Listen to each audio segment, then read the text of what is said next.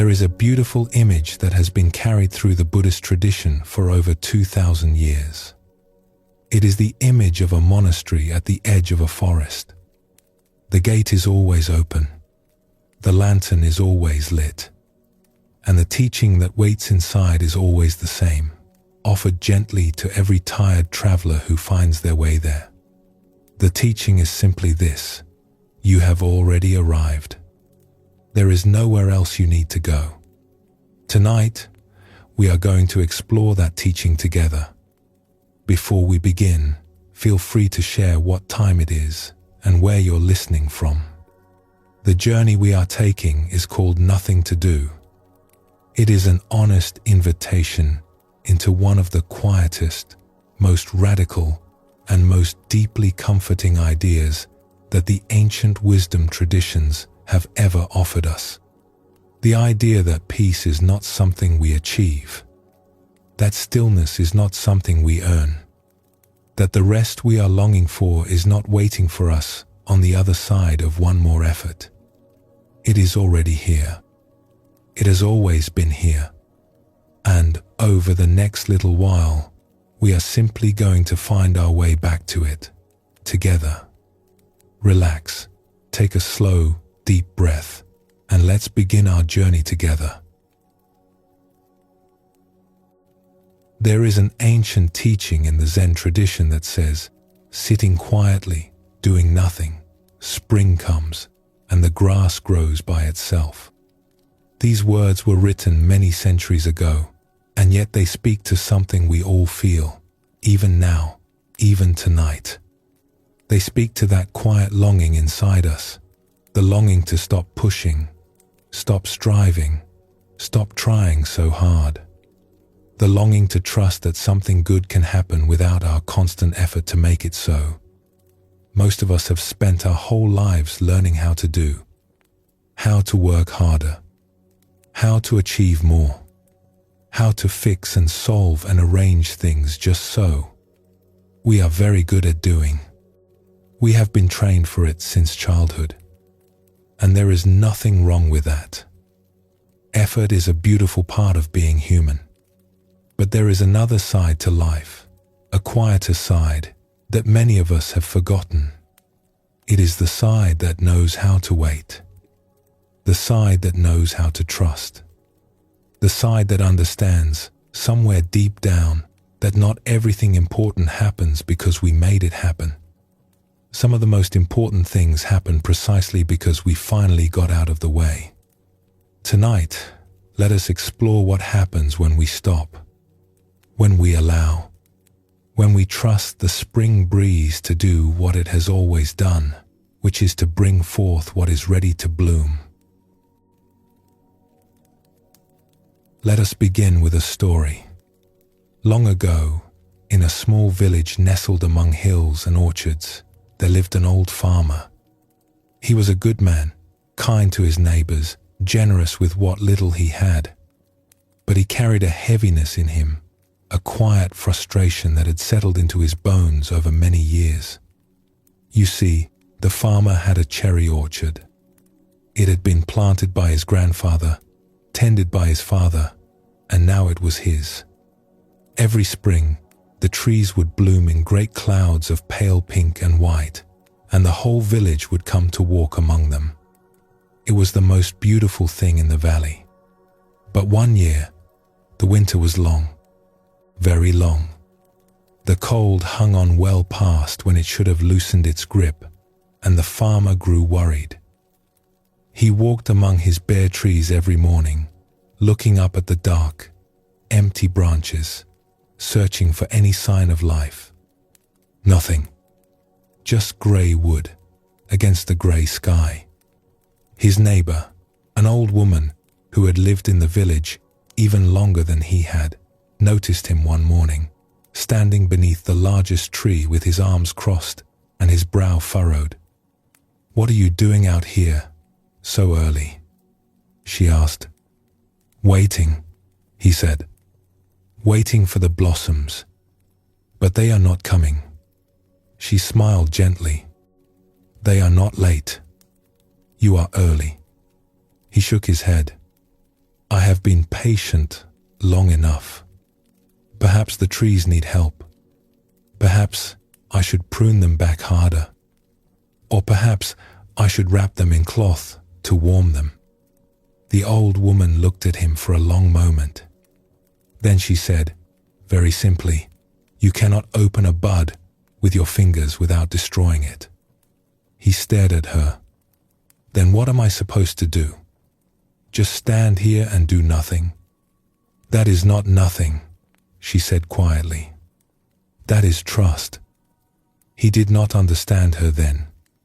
He went home and spent the rest of the day sharpening his pruning shears, planning what he would cut, sketching diagrams on scraps of paper, imagining how he could force the trees to wake up. That night, he lay in bed making plans. He would act. He would do something. He would not simply stand by and wait. He had always been a man who solved problems. Waiting felt like giving up. But the next morning, before he could begin his work, he stepped outside and felt something he had not felt in months. A warmth on his face, a softness in the air, a breeze barely there, carrying with it the faintest scent of something sweet and green. He stood very still. He walked to the orchard. The dawn light was pale gold, and the mist was just beginning to lift from the valley below. And there, on the lowest branch of the oldest tree, was a single bud, pale green, just barely open, delicate, perfect. It had come in the night while he was sleeping, while he was doing nothing at all. He stood beneath that tree for a long time, looking up at that small, quiet miracle. And he thought of the old woman's words. That is not nothing. That is trust. Over the next few days, the orchard exploded into bloom. Not because of anything he did, but because the season had turned. The spring breeze had arrived, softly, in its own time, and it had brought with it everything the trees needed to flower. There is a verse by an old Zen poet that captures this beautifully. He wrote, "Break open a cherry tree, and there are no flowers.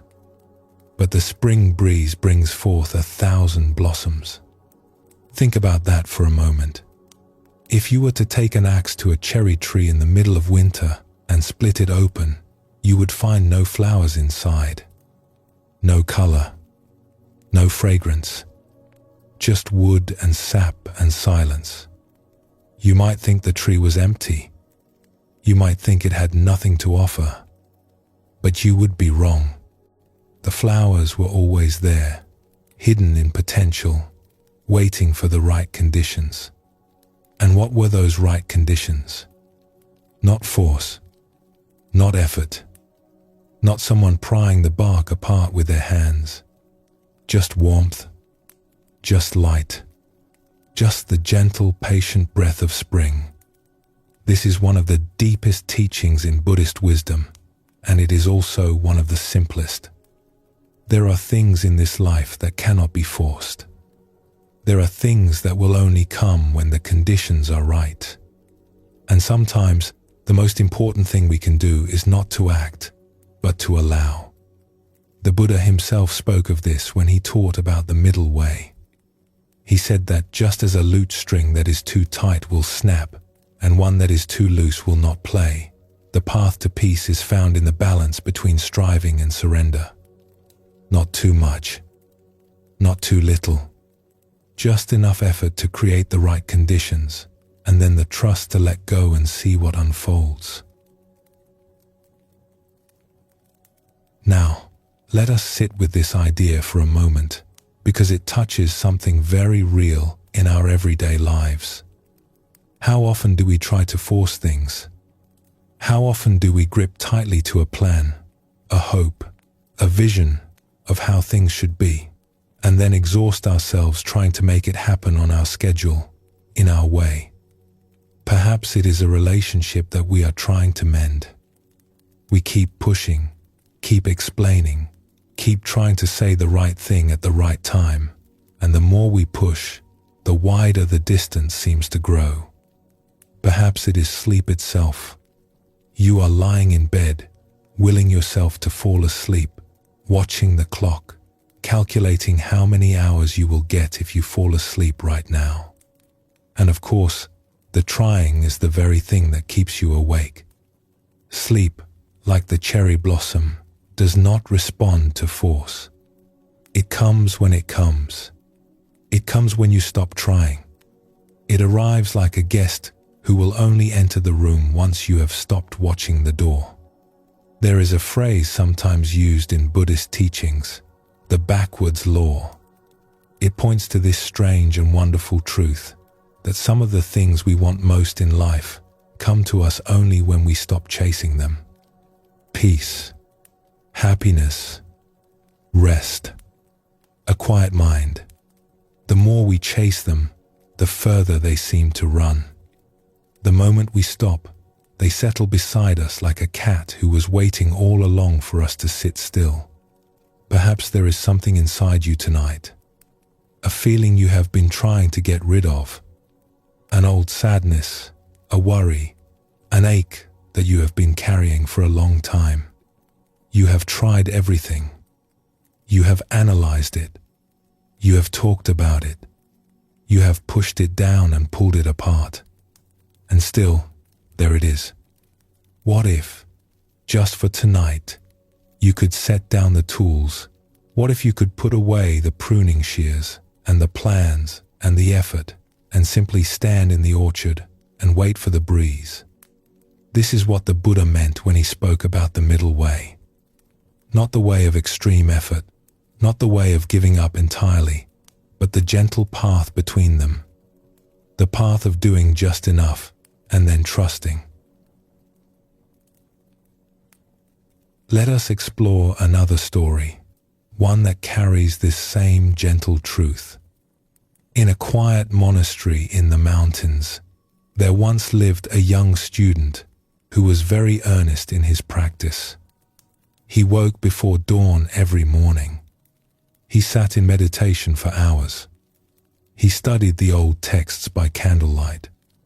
He was, by every measure, a dedicated and sincere practitioner. But he was not at peace. One afternoon, he found his teacher in the garden, kneeling beside a small patch of freshly turned earth. "Teacher," the student said, "I have been practicing with great effort for 3 years now. I sit every morning. I study every night. I follow every instruction. And yet I feel no closer to understanding them when I began. What am I doing wrong?" The teacher did not look up. He was pressing a small seed into the soil with his thumb. "Sit with me," he said. The student sat down beside him in the dirt. For a long while, neither of them spoke. The teacher finished planting, brushed the soil smooth with his palm, and then sat back and looked at the little mound of earth. "What did you just plant?" the student asked. "A plum tree," the teacher said. The student looked at the tiny patch of dirt. "It does not look like a plum tree." "No," the teacher agreed. "It does not. When will it become one?" The teacher smiled. "When it is ready. But what should I do to help it?" "Water it. Give it light. Protect it from the frost when winter comes. And then leave it alone. That is all?" "That is everything." The student frowned. "But what if I want it to grow faster? What if I dig it up each week to see how the roots are doing?" The teacher looked at him then, with great kindness. "If you dig it up to check the roots, it will never grow at all. Every time you disturb it, you set it back. Every time you pull it from the soil to see how it is doing, you break the very threads that are reaching down into the earth. The roots do their work in the dark.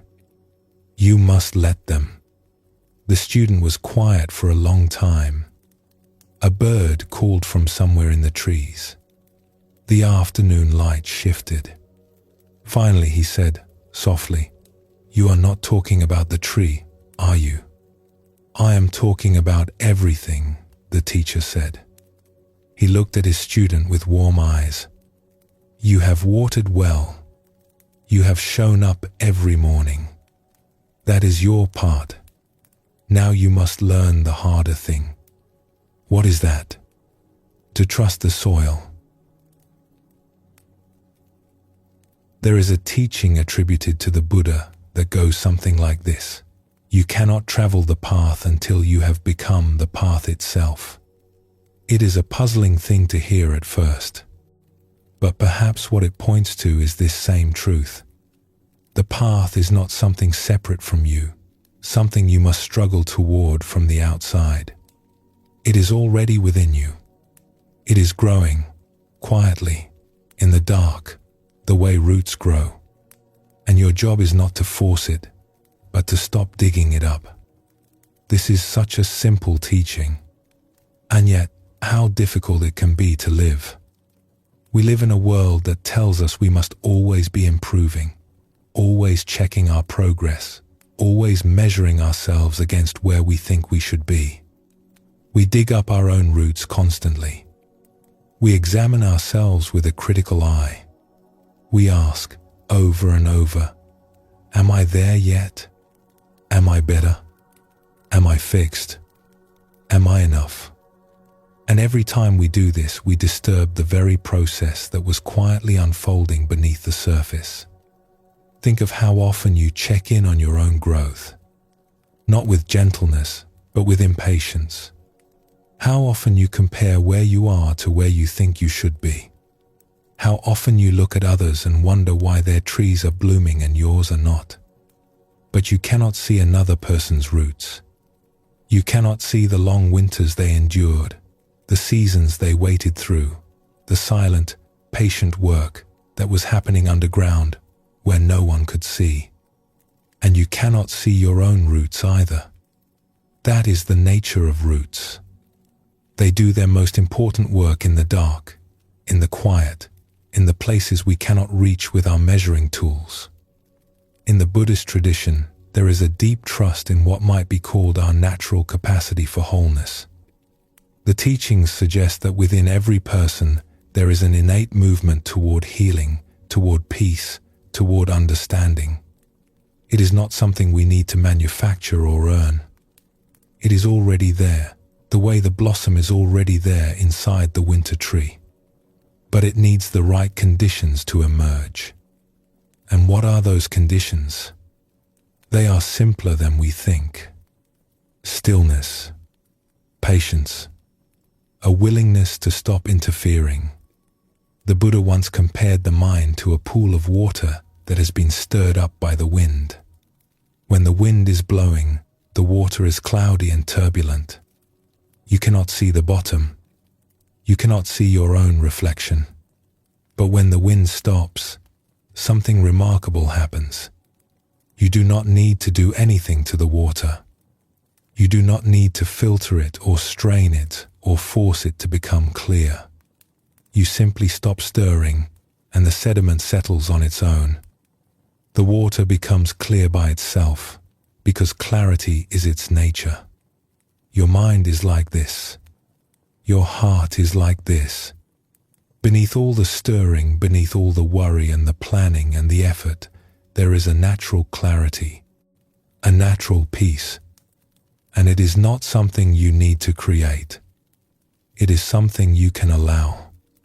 It is already your nature, the way stillness is the nature of water, the way blossoming is the nature of the tree.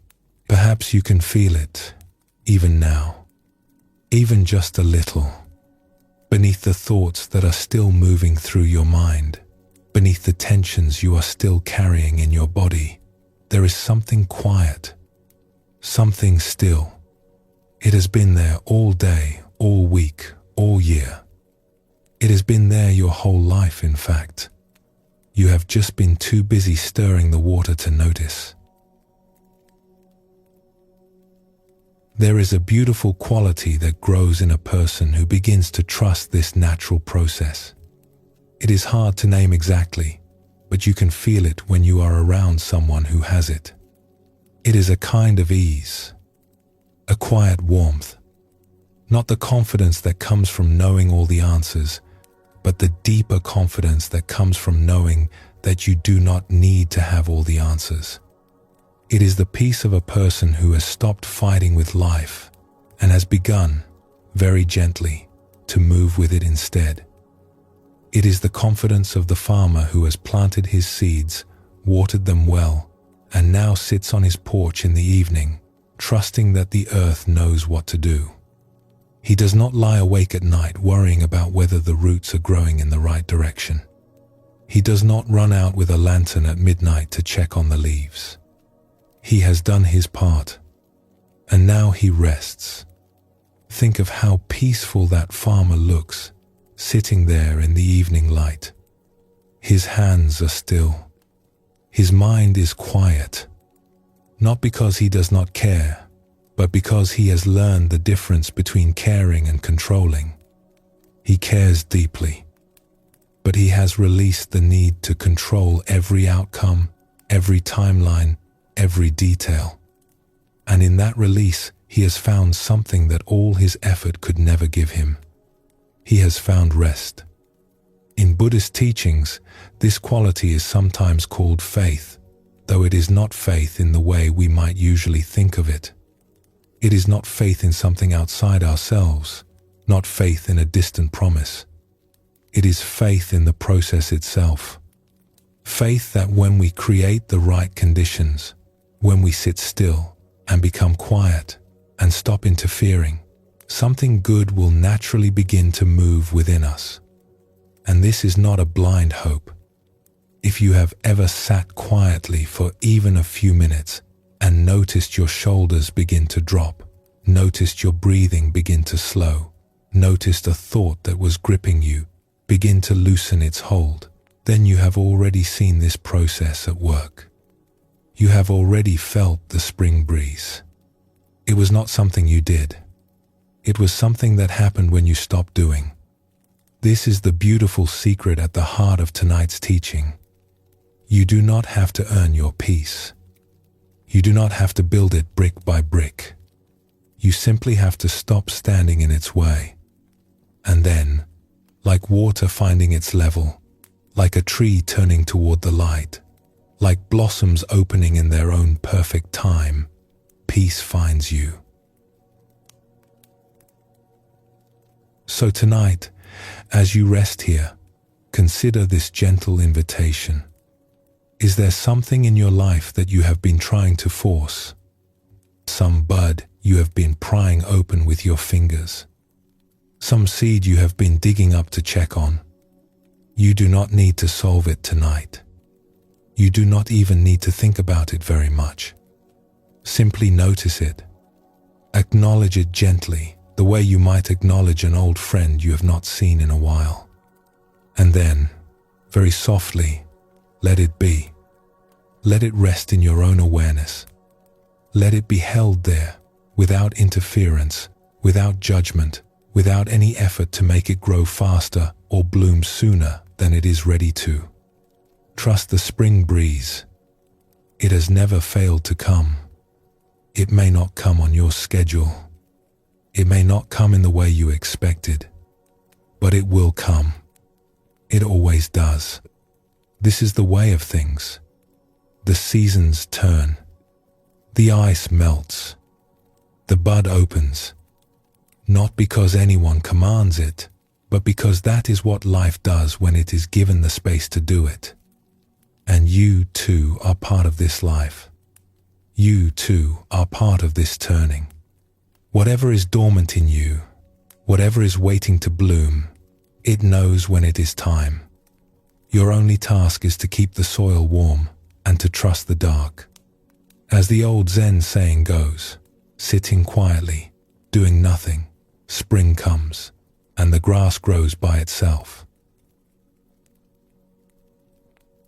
Let us pause here for a moment. Take a breath if you like. Notice how you feel. There is nowhere to rush to. And when you are ready, we will continue together.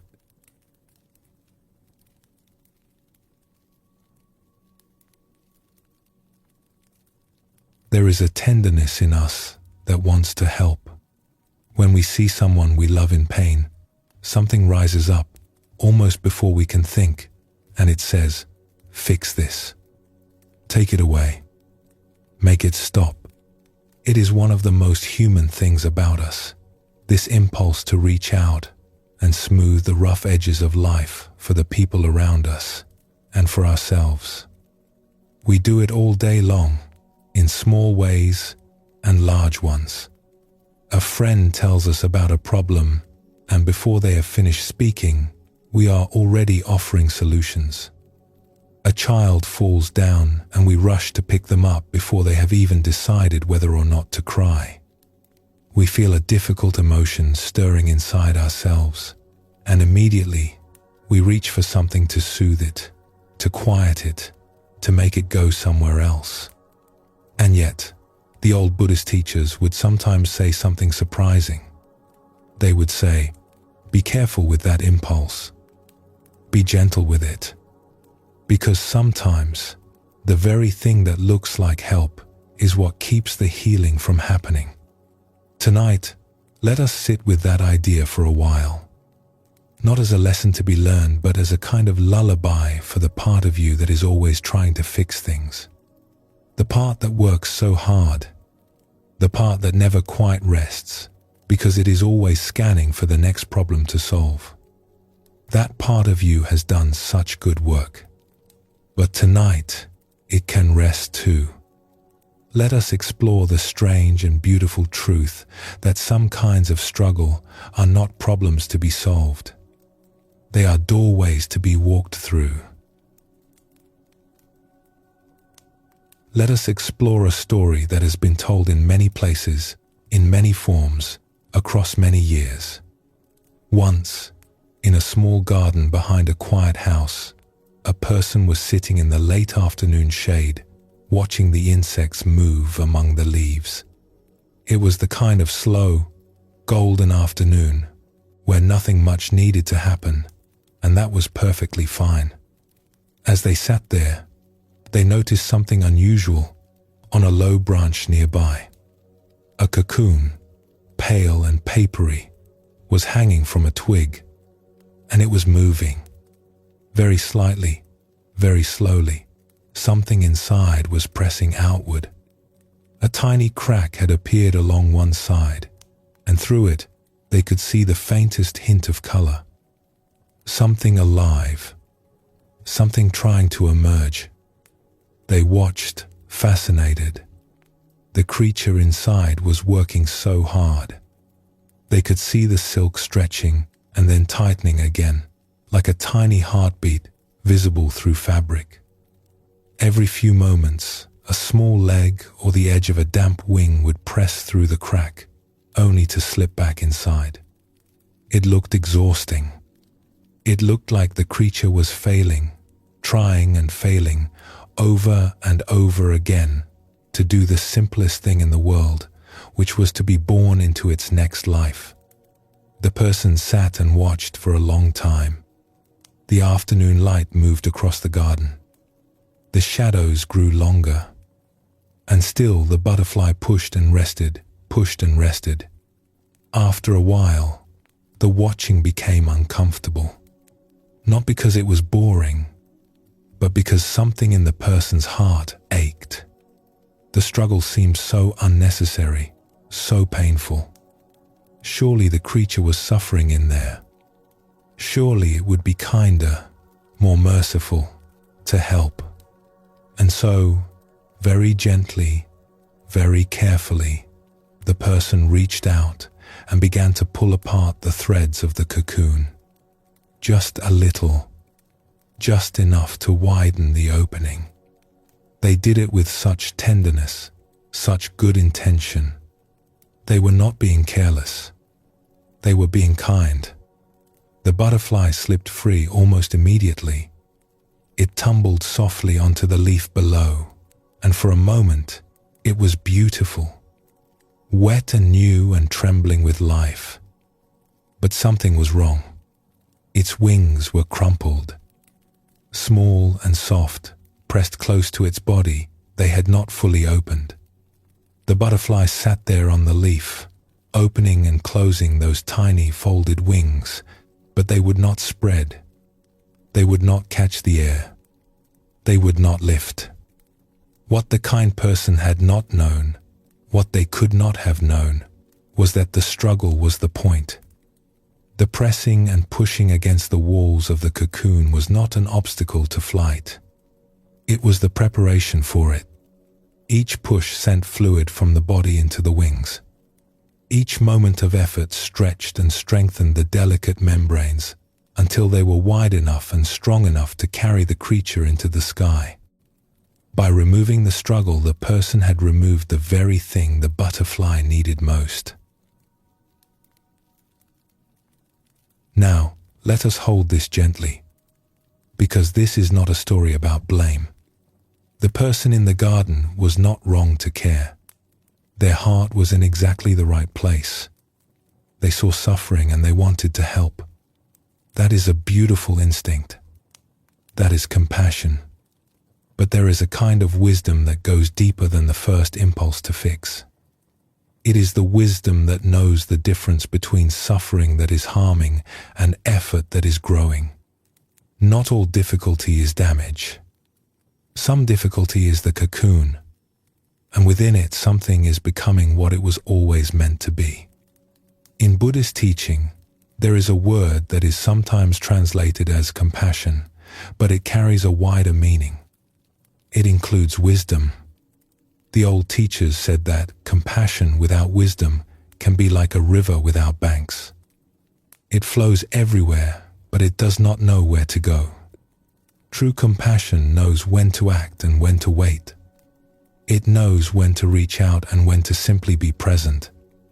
It knows when to pull the threads apart and when to sit beside the cocoon and say, quietly, I am here, and I trust you.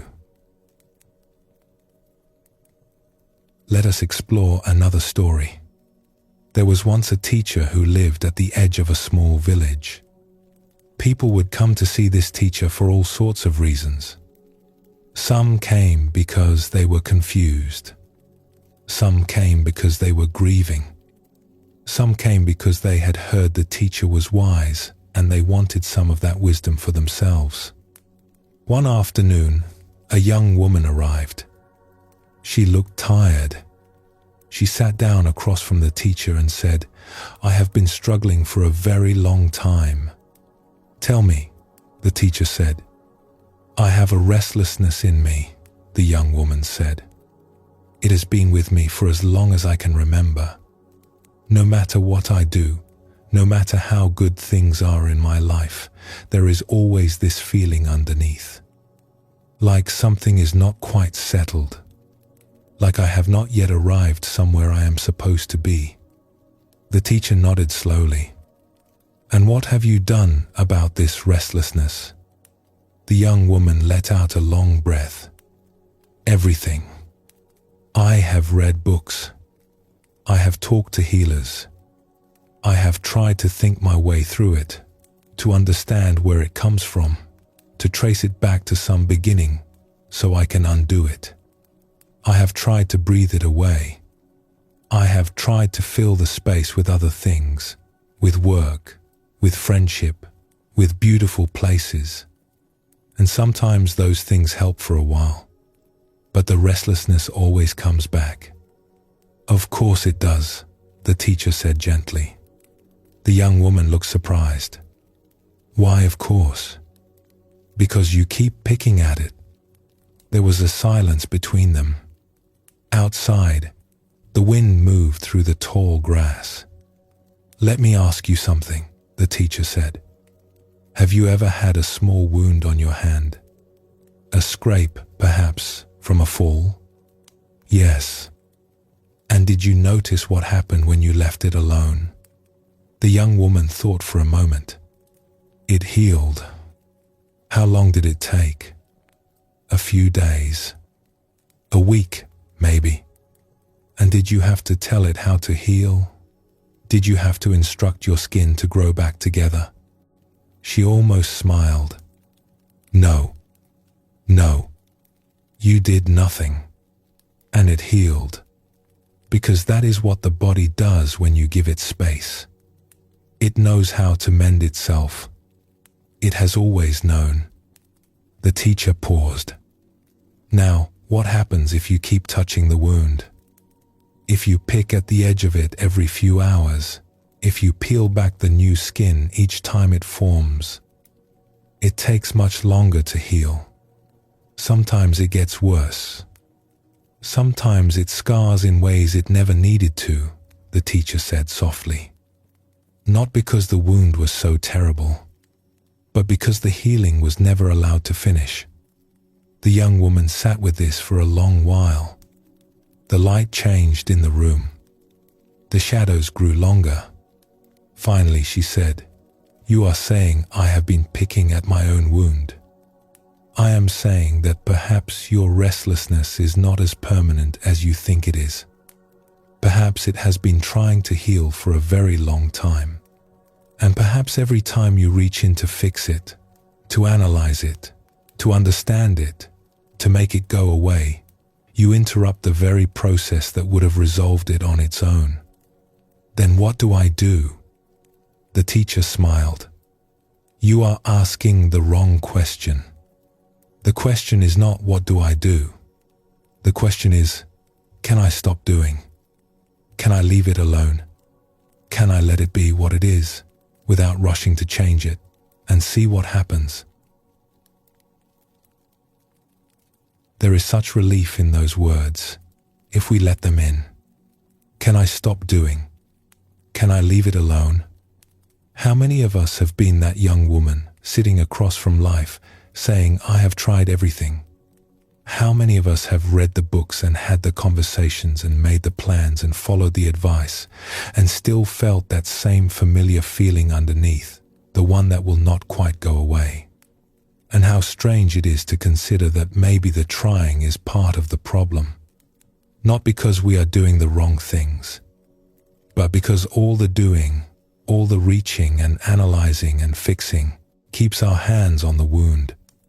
It keeps us picking at the edges of something that, left alone, might have quietly mended itself while we were sleeping, or walking, or watching the sky do nothing at all. We carry so many things that we keep trying to fix.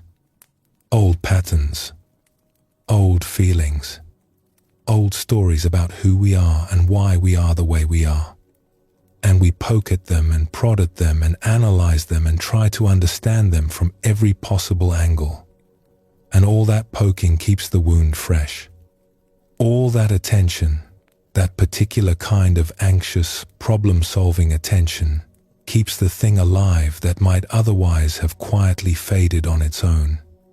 The Buddha is said to have taught that suffering is like being struck by two arrows.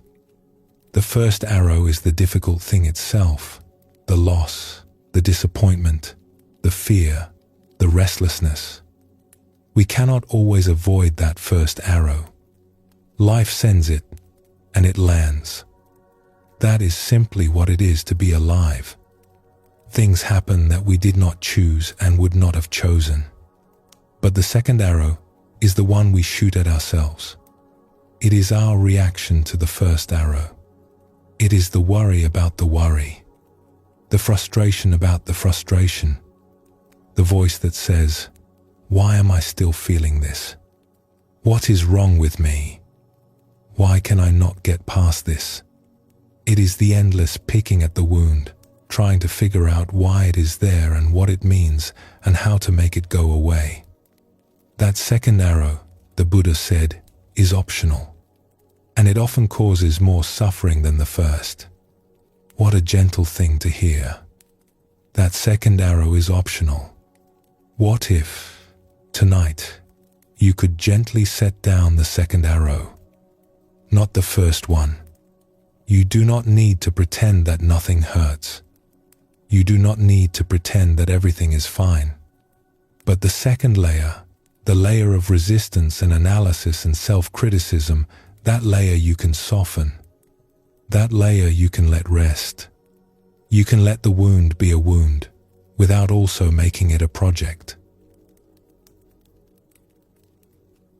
Let us return for a moment to our butterfly. Think of what it would be like to sit beside that cocoon and simply watch. Not to interfere, not to reach in, just to be there, present and patient, trusting that inside that small, trembling shell, something extraordinary is happening. It would take a certain kind of courage, would it not? The courage to witness struggle without rushing to end it. The courage to say, I do not understand exactly what is happening in there, but I trust that it is necessary. The courage to be still. There is a phrase in the Zen tradition, just sitting. It sounds so simple, and in a way it is. But it is also one of the most radical things a person can do. In a world that is always asking us to act, to solve, to fix, to improve, to do something, anything, just sitting is an act of profound trust. It is the trust that says, something in me knows what to do, and I do not need to be in charge of it. This is what the young woman in our story was being invited to discover. Not that her restlessness did not matter. It mattered deeply. But the way through it was not more effort. It was less. It was the willingness to let the cocoon do its work. To let the wound close at its own pace. To let the butterfly push against the silk until its wings were strong enough to fly. And perhaps you noticed something else in that story. The teacher did not say the restlessness would go away. The teacher did not promise a cure. What the teacher offered was something more honest and, in its own way, more kind. The teacher said, stop interfering with a process that is already underway. Your healing has already begun. It began a long time ago. You just keep interrupting it. What a different way to see ourselves. Not as broken things that need to be fixed, but as whole things that need to be left alone long enough to remember their wholeness. There is something else hidden in this teaching that is worth noticing. It is the idea that difficulty itself can be purposeful, not in a harsh way, not in the way that says you deserve to suffer. That is not what this is about at all, but in the gentler sense that sometimes the resistance we encounter is not a sign that something is going wrong. It is a sign that something is going right. Think of the butterfly again. If you were inside that cocoon, if you were the one pushing against the walls, it would not feel like growth. It would feel like being trapped. It would feel like something was wrong. You would want it to stop. You would want someone to come and tear the walls open and let you out. But the walls are not the enemy. The walls are what your wings need. There is a well-known teaching in Buddhism about a lotus flower. The lotus is one of the most beautiful flowers in the world. Its petals are soft and luminous, and when it opens, it seems almost to glow. People have admired it for thousands of years, painted it, written poems about it, placed it at the feet of sacred statues. But here is what makes the lotus so remarkable. It does not grow in clear, clean water. It does not bloom in a carefully tended garden. The lotus grows in muddy water, in murky ponds, in places where the water is dark and thick and you cannot see the bottom. Its roots reach down into the silt and the heaviness, and from that darkness, from that muddiness, it draws everything it needs to rise to the surface and open in the sun. No mud, no lotus. That is how the old teachers sometimes put it. No difficulty, no depth. No struggle, no wings. This is not a hard teaching. It is actually, if you let it be, a very comforting one. It does not say that you should seek out difficulty or hold on to pain. It simply says that when difficulty is already here, when the mud is already around your roots, you do not need to panic. You do not need to fix it immediately. You can trust that something in you knows how to use it, the way the lotus knows how to use the mud, the way the butterfly knows how to use the cocoon. The very thing you thought was holding you back may be feeding you. The very thing you wanted to escape may be exactly where your roots need to be, for now. And so, as you rest here tonight, perhaps you can hold this thought gently. Whatever you have been struggling with, whatever cocoon you may be inside right now, it is not a trap. It may feel tight. It may feel dark. You may not be able to see what is on the other side, but something is happening in there. Something quiet and strong and patient. Your wings are being built, and they are being built by the very effort that feels so difficult.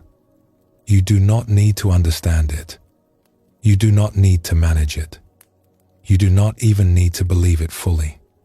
Just consider the possibility, softly, the way you might consider a candle flame in a dark room. The possibility that you are not stuck. You are becoming. The cocoon is not a prison. It is a cradle, and you are held within it more carefully than you know. And when the time is right, when your wings are wide enough and strong enough, the cocoon will open on its own, and you will fly. Not because someone rescued you, but because you did the quiet, hidden, beautiful work of growing in the dark. Because you trusted the mud. Because you let the wound heal. Because you were brave enough to stay inside the struggle and let it build you into something new. As an old Buddhist saying reminds us, the lotus does not think about the mud. It simply grows toward the light. Let us pause here for a moment. Take a gentle breath. Feel the weight of your body resting where it is. And when you are ready, we will continue together.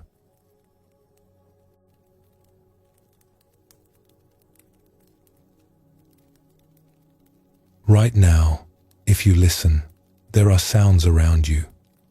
Perhaps the hum of something nearby.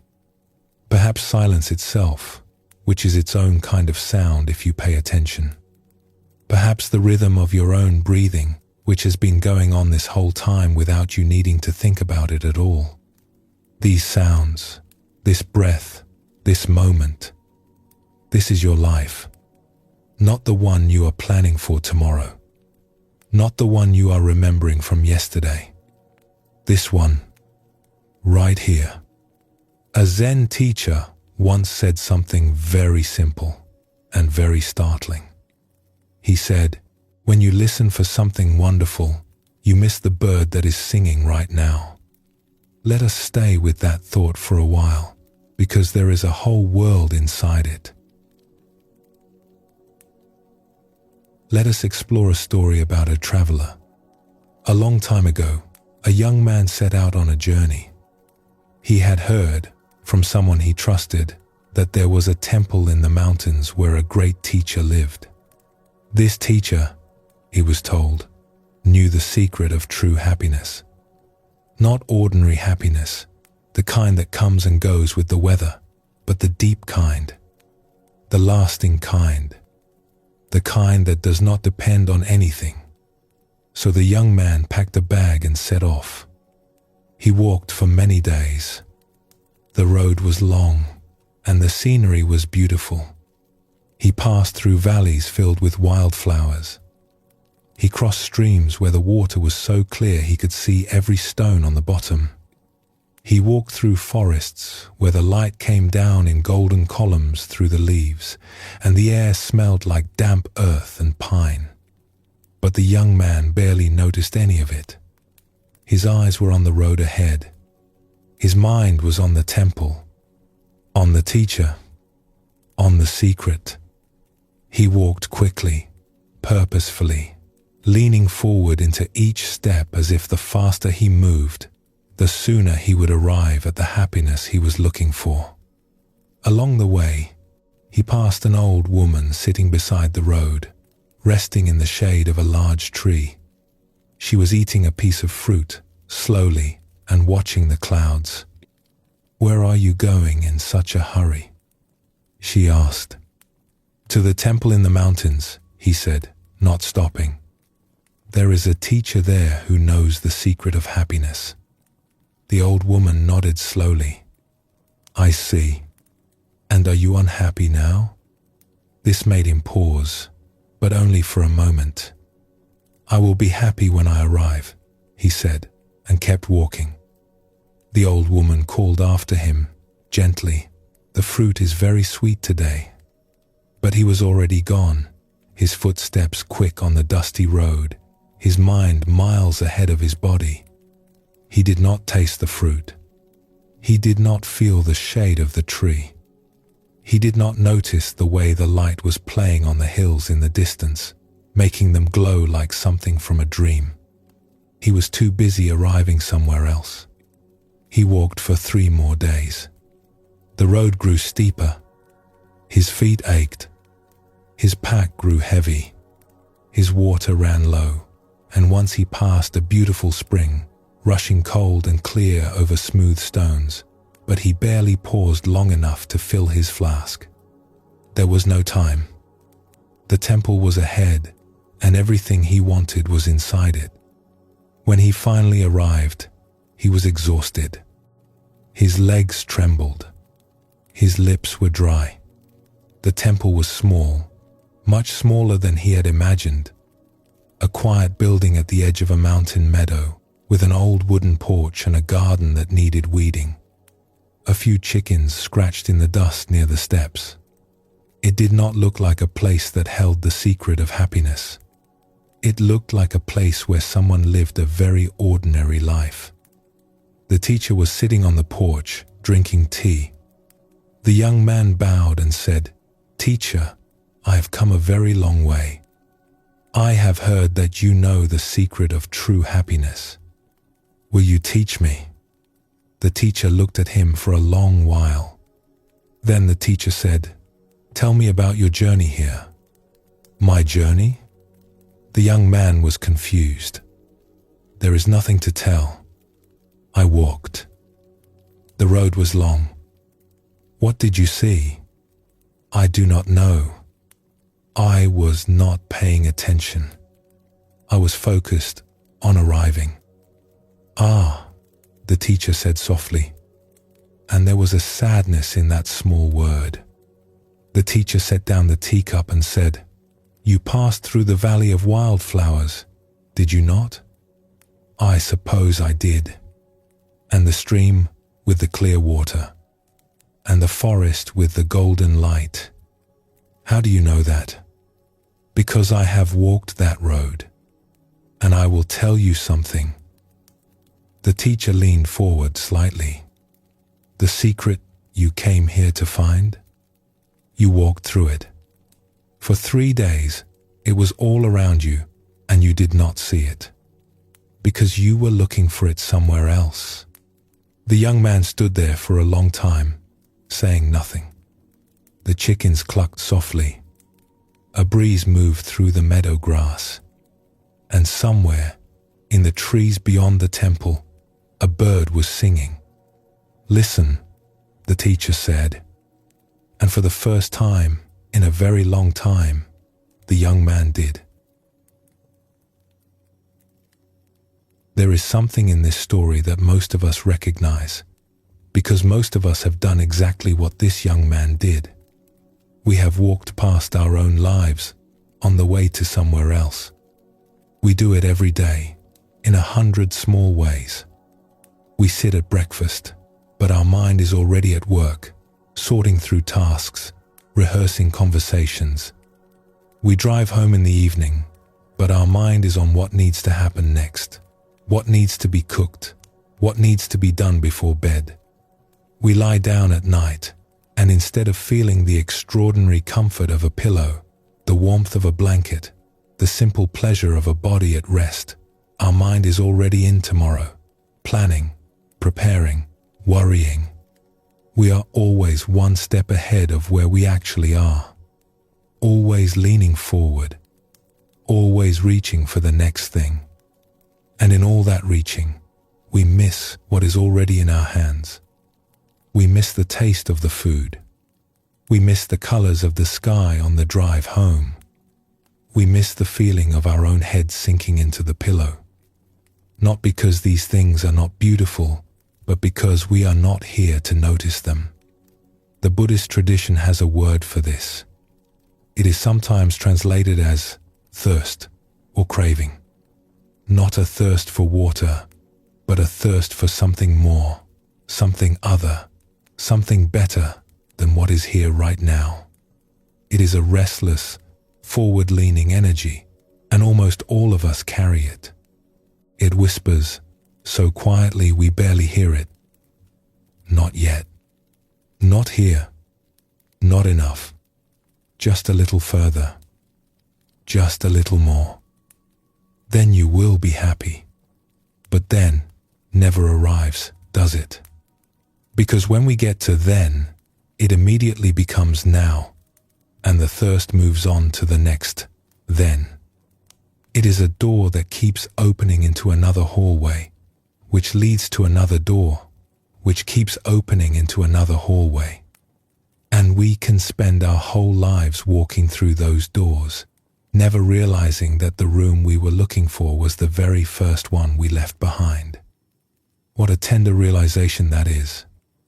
Not a harsh one, not a scolding one, just tender, just the gentle recognition that we have been looking in the wrong direction, and that turning around is always available to us. Right now, in any moment, in this moment.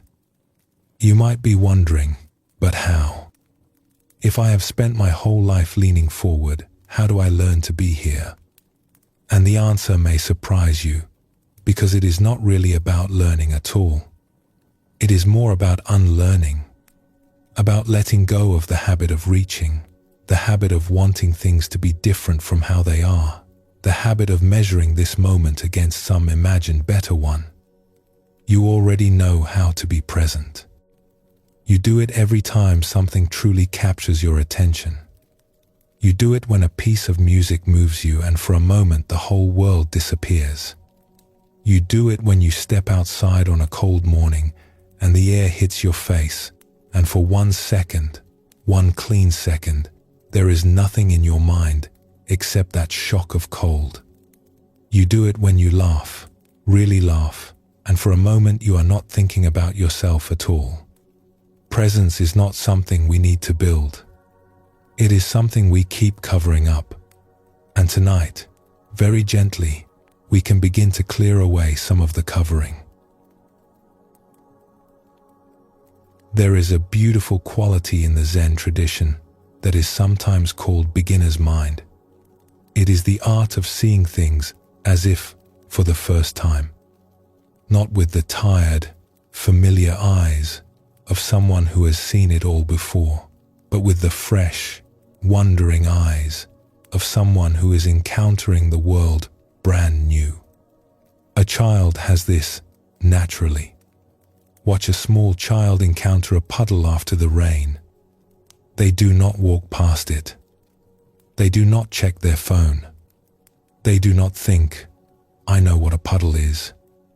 They stand at the edge of it and stare. They crouch down. They touch the water with one finger and watch the ripples spread outward in perfect circles. Their face lights up. They are completely absorbed. The puddle is the most fascinating thing in the universe because they have no idea what it is, and they have no need for it to be anything other than what it is. We lose this as we grow older. We learn the names of things, and we think that knowing the name means knowing the thing.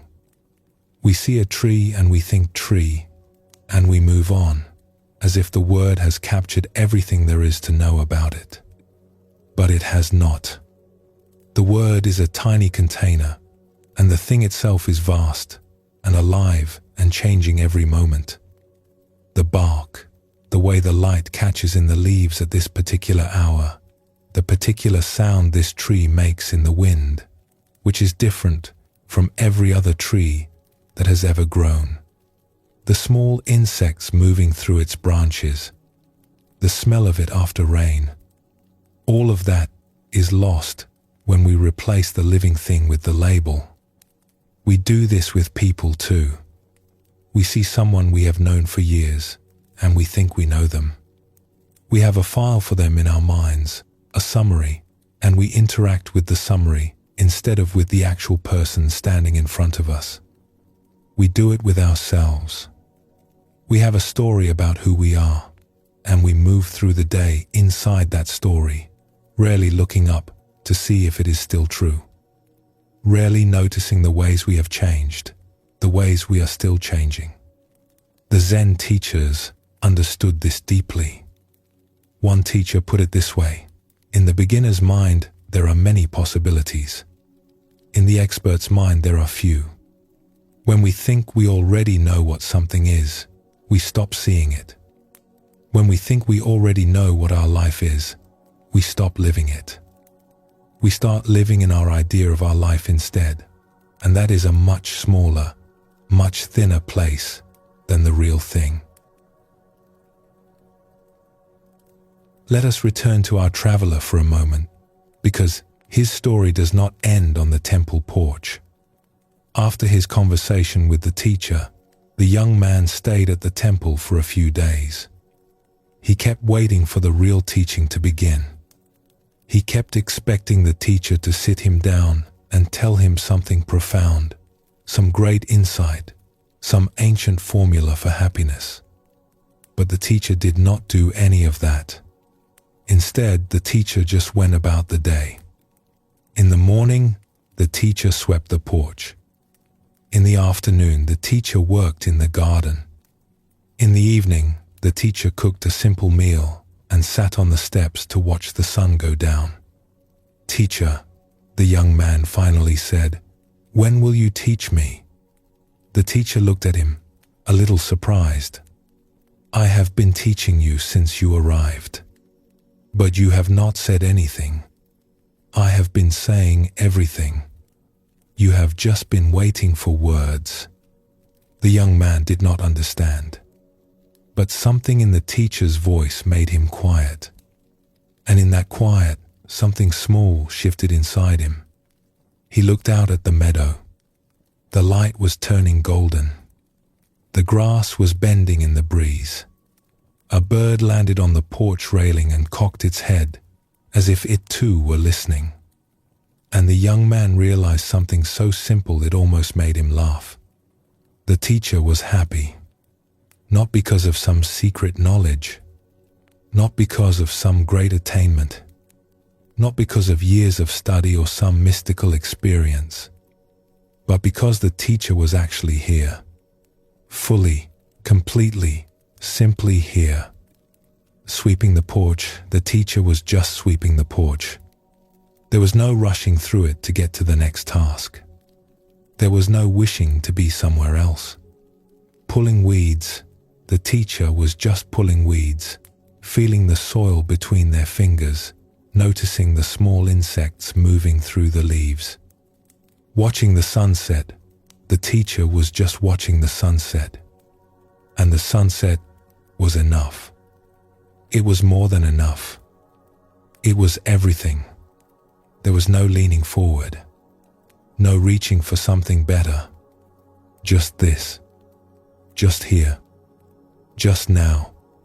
The young man thought about all the miles he had walked.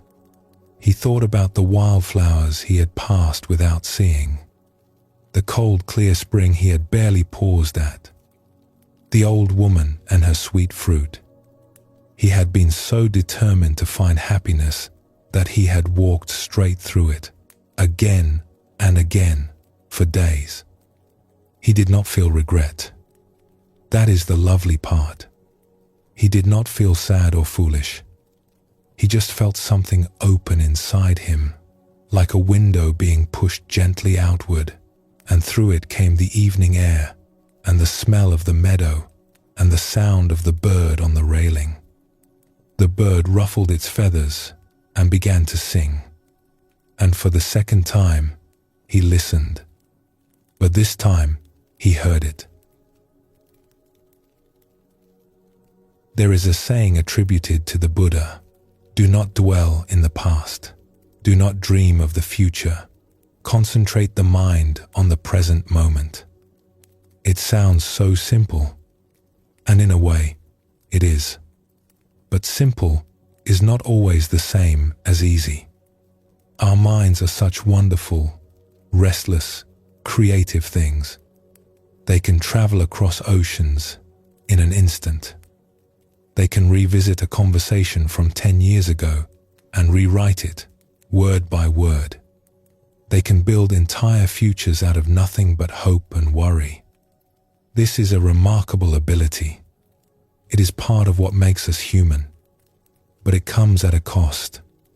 And the cost is this: every moment we spend in the past or the future is a moment we are not here, in the only place where life is actually happening. Think about that for a moment. Really let it land. The past is a memory. It is not happening now. The future is a thought. It has not happened yet, and it may never happen in the way we imagine it. Neither of them is real in the way that this moment is real.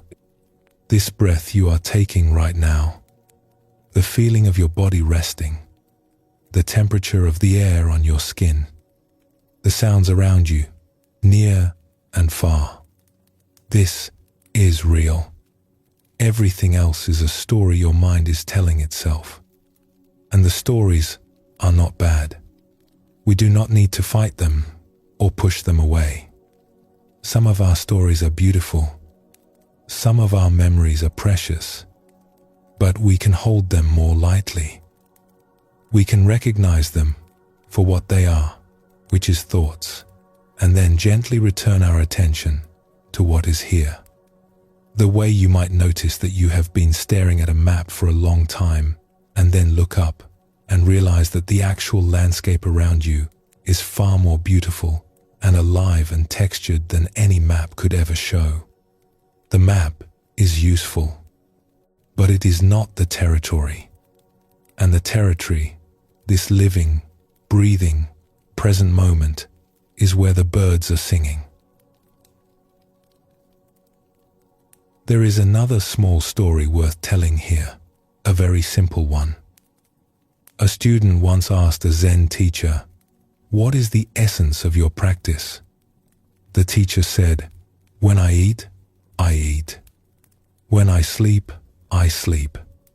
The student said, "But everyone does that." The teacher shook his head gently. "No. When most people eat, they are thinking about 100 other things. They are chewing, yes, but their mind is somewhere else entirely. When most people sleep, they are worrying about tomorrow, planning, rehearsing.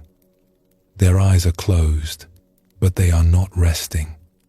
That is not eating. That is not sleeping. That is being somewhere else while your body goes through the motions. There is something so freeing about this. The teacher is not asking us to do something extraordinary, not asking us to climb a mountain or sit in a cave for 10 years, just to eat when we eat, just to sleep when we sleep, just to be where we are, doing what we are doing, without the mind running off to some other place and time. And you know what is beautiful about this? You can do it right now.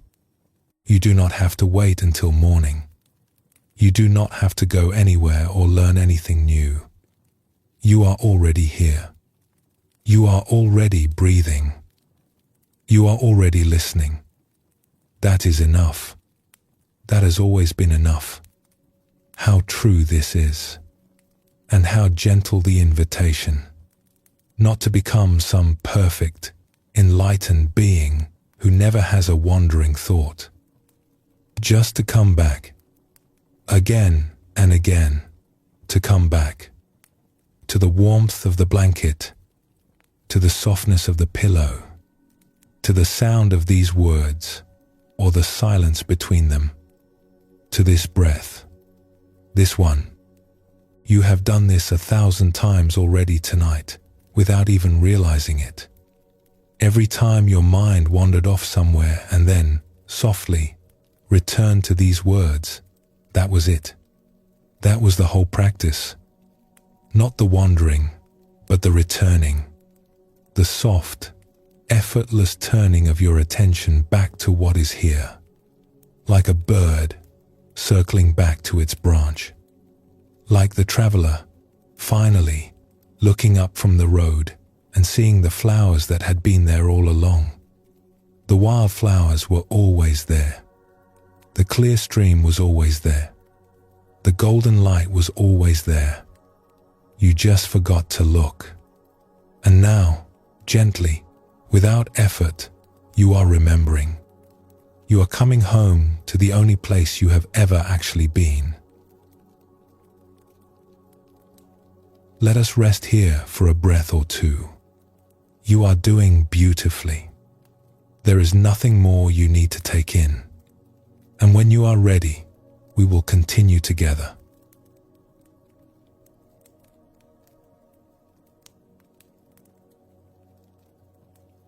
Have you ever noticed what happens at the very end of a long day, when you have finally finished everything, when the last task is done, and there is truly nothing left to do? There is a moment, just before sleep, when the mind does something remarkable. It stops. Not because you told it to, not because you made any effort at all. It simply runs out of things to spin about. And in that gap, that small, quiet gap, there is peace. It arrives so softly you might not even notice it. It does not announce itself. It does not feel dramatic or important. It just settles over you the way dusk settles over a field. One moment there is light and activity and movement, and the next, everything has gone still. And you realize that the stillness was there all along, underneath the noise, waiting for the noise to tire itself out. This is not an accident. This is not a trick your body plays on you when it is too tired to keep going. This is something much more interesting. It is a clue about the nature of your own mind, hiding in plain sight, available every single day, but so quiet and so ordinary that most of us walk right past it without a second thought. Tonight, let us rest in a very comforting idea. It is one of the kindest things the Buddhist tradition has to offer. And it is simply this: peace is not something you have to build. It is what remains when you stop building everything else. Let us explore a story. In a small village, there was once an old woman who was known for her calm. Not the stiff, effortful calm of someone who is holding everything in, but a soft calm, a warm calm, the kind that made other people feel at ease just by sitting near her. People came to her often, not because she gave advice, really. She rarely did. But there was something about being in her presence that made things feel less urgent. Problems that had seemed enormous on the walk over somehow looked smaller by the time you sat down across from her and she poured you a cup of tea. One evening, a young man from the village came to see her. He was troubled. You could see it in the way he walked, quick and tight, his shoulders hunched up near his ears. He sat down at her table and immediately began talking. "I cannot stop worrying," he said. "I worry about my work. I worry about my family. I worry about things that have not even happened yet. My mind never stops. Even when I lie down at night, It keeps going.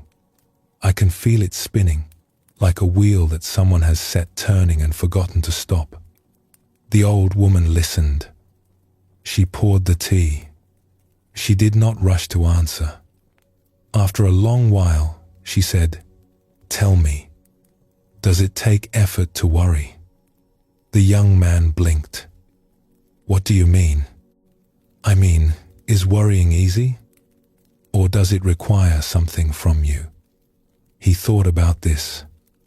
"It is exhausting," he said. "It takes everything I have."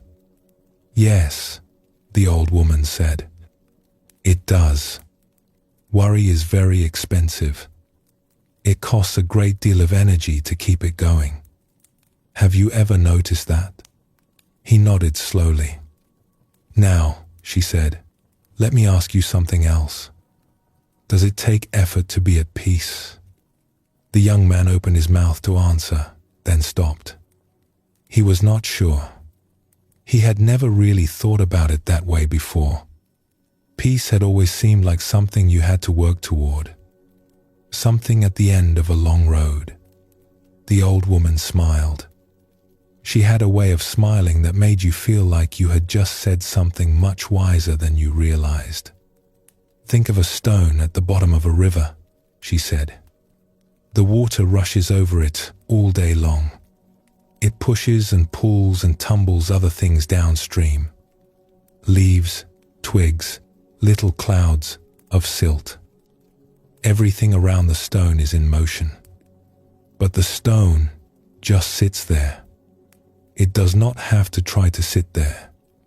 It does not have to make an effort to stay still. Stillness is simply what it does when nothing is pushing it around." She paused and let the image settle.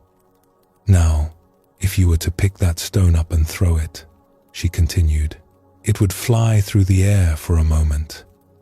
It would travel. It would seem very busy and important. But eventually, it would land again, and it would be still again, because that is what stones do. Movement is temporary. Stillness is where the stone always returns." She took a sip of her tea. "You are like that stone," she said gently. "Underneath all the rushing water of your worries, there is something in you that is already still, already at rest. You do not have to create that stillness. You just have to stop adding to the current." The young man sat with this for a while. The tea warmed his hands. The evening was beginning to soften outside the window. "But how?" he asked, very quietly. "How do I stop adding to the current? The worries come on their own. I do not choose them." "That is true," the old woman said. "The worries do come on their own, but you choose to pick them up. You choose to turn them over in your hands. You choose to carry them with you from room to room. The thought arrives by itself, yes. But the thinking, the spinning, the building of one worry on top of another, that is something you are doing. And anything you are doing, you can also stop doing." She said this not as a scolding, not as a demand, but as an offering. The way you might hand someone a blanket on a cold night. "Here, this might help." There is something so relieving about this idea if you let it sink in. That peace is not an achievement. It is not something you earn after years of hard work or spiritual practice. It is your default. It is what you are when you are not busy being something else. Think about it this way. Right now, in this moment, if you were to stop all your worrying, all your planning, all your remembering and rehearsing and figuring out, what would be left? Not emptiness, not a blank void. Something much warmer than that.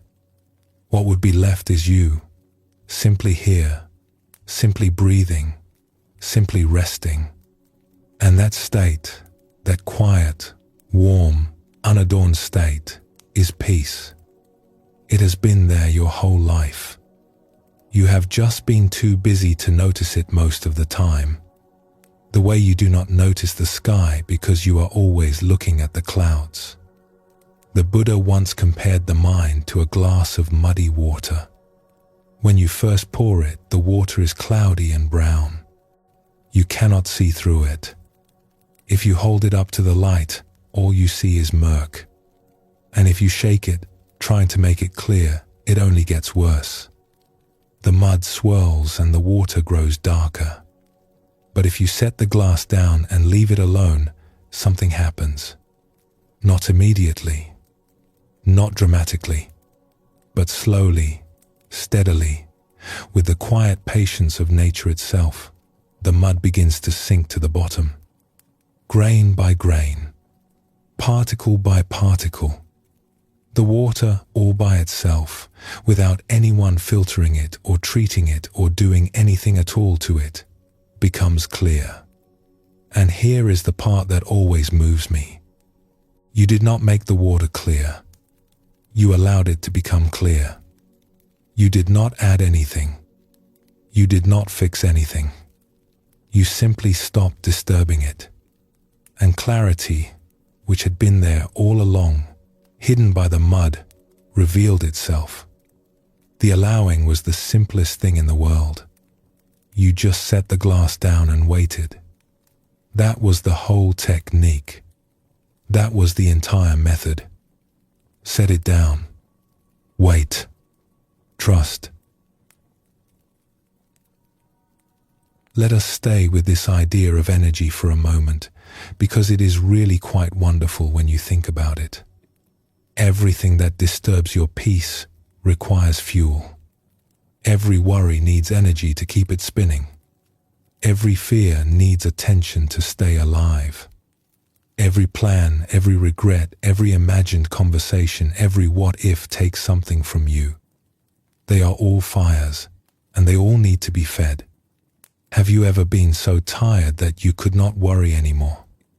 Perhaps after a long hike, or a full day of physical work, or caring for someone who needed you from morning to night.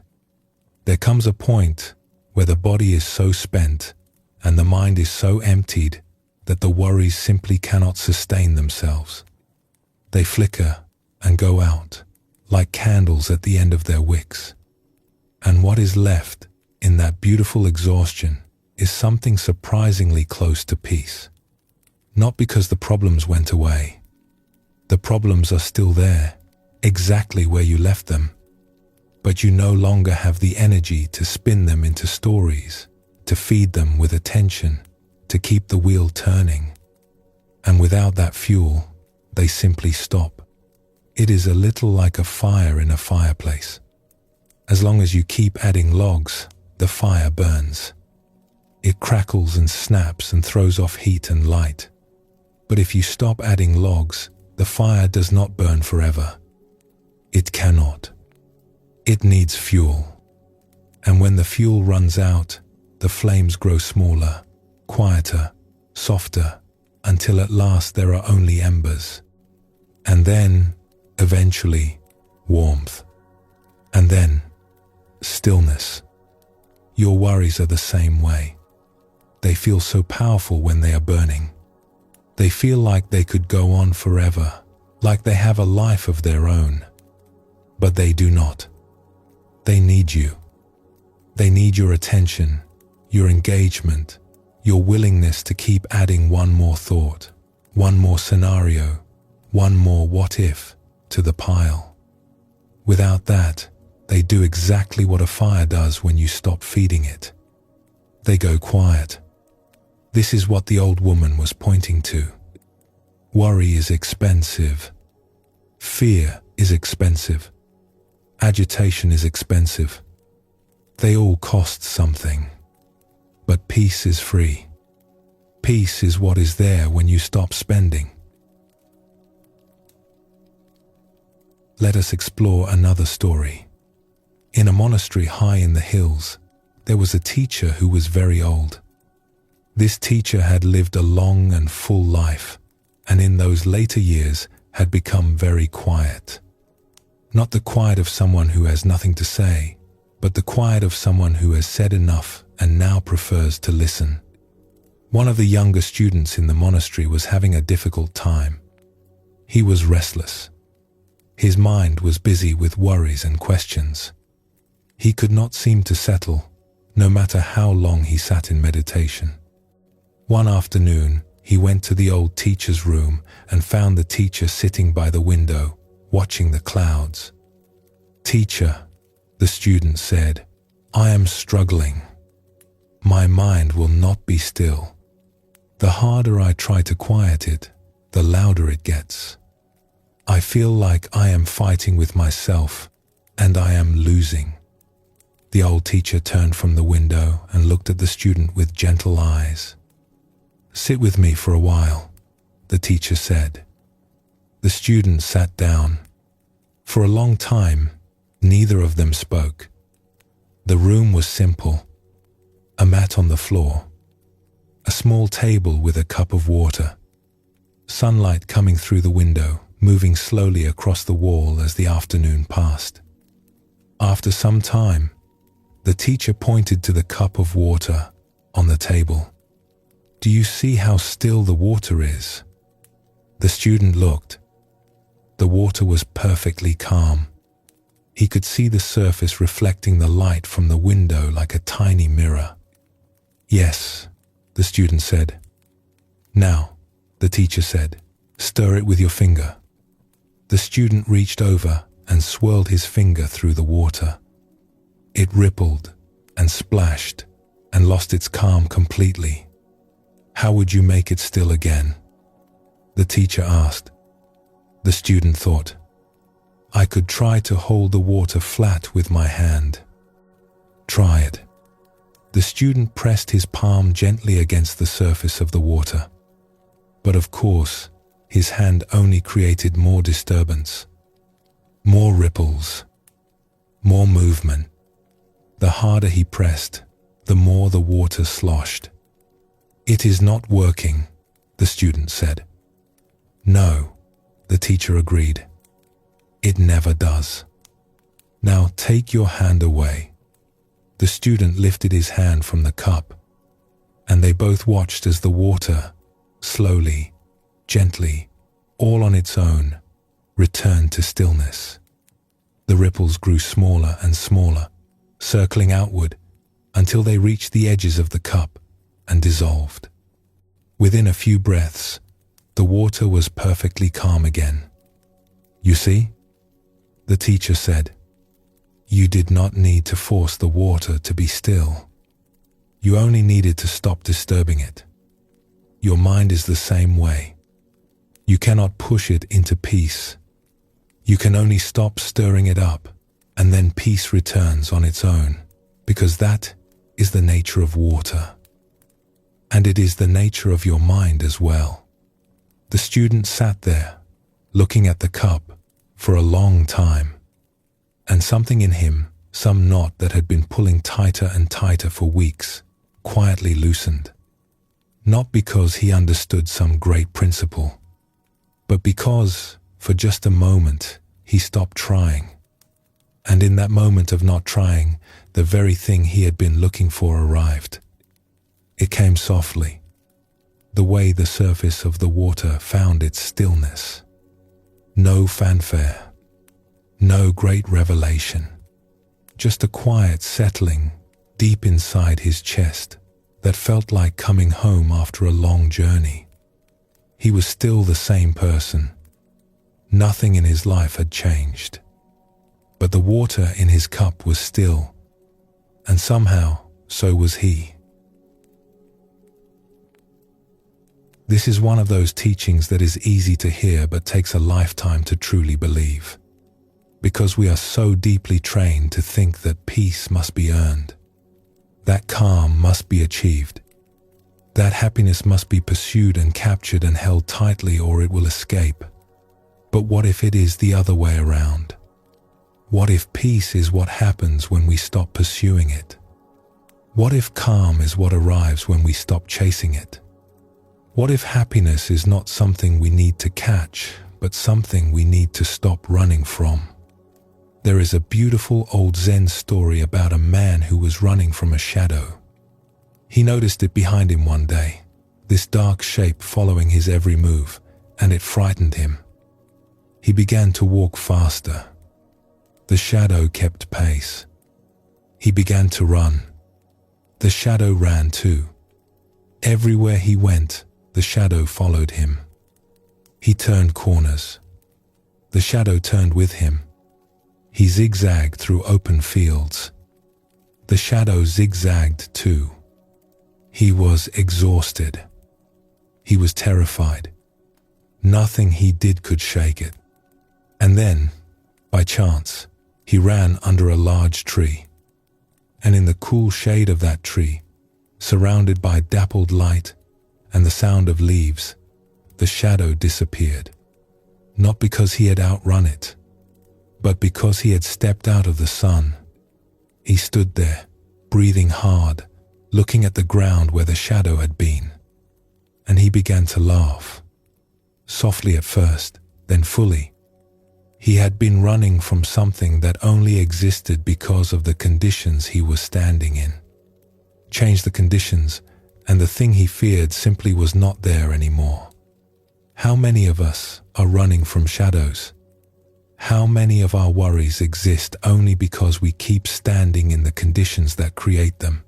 The harsh light of overthinking, the glare of constant self-examination, the bright, relentless sun of trying too hard. This is what we do with so many of our worries. We try to outrun them.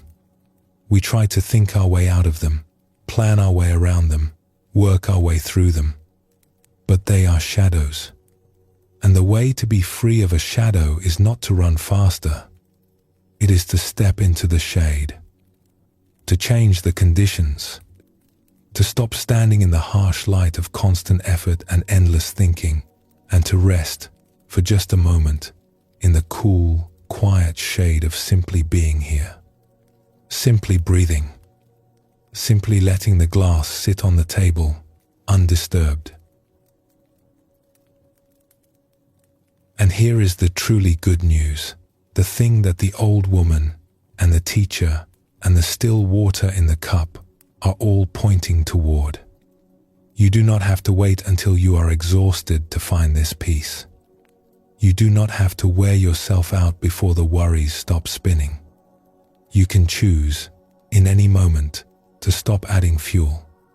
Not by fighting the worry, not by pushing it away, not by telling yourself you should not be anxious, but simply by turning your attention somewhere quiet, somewhere that does not require anything from you, somewhere like the feeling of your body resting right now, the gentle weight of gravity holding you, the slow rhythm of your breath. These things do not need your energy. They do not need your effort. They are already happening perfectly, without any help from you at all. And when you rest your attention there, gently, the way you might rest a tired hand on a warm surface, something happens. The spinning slows. The fires die down. The mud begins to settle. And the water, your water, begins to clear. Not because you made it clear, but because you finally, gently, set the glass down. You may have already noticed this happening, even now. A softening somewhere in your body, a slowing somewhere in your thoughts. You did not make that happen. You allowed it. And that is the whole teaching, right there, in that allowing. You do not have to reach for peace. You can let peace reach for you. It has been trying to, all day. And now, finally, there is enough quiet for it to find you. There is a line from the Buddhist teachings that says, in the end, only 3 things matter. How much you loved, how gently you lived, and how gracefully you let go of things not meant for you. Tonight, perhaps, You can let go of the spinning, let go of the worry. Not because you have solved anything, but because the worry can wait. It will be there in the morning if you need it. But right now, in this quiet moment, you can set it down the way you would set down a heavy bag at the end of a long walk. Not throwing it away, just putting it down. Just resting your arms for a while. The stone at the bottom of the river is not struggling. The still water in the cup is not trying. The shadow has dissolved beneath the shade of the tree. And you, right now, do not need to try either. You can simply rest.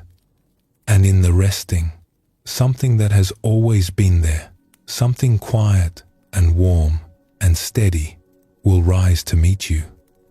It always does. Let us rest here for a moment.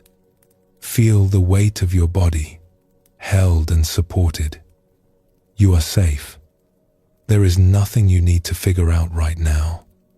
And when you are ready, we will continue together.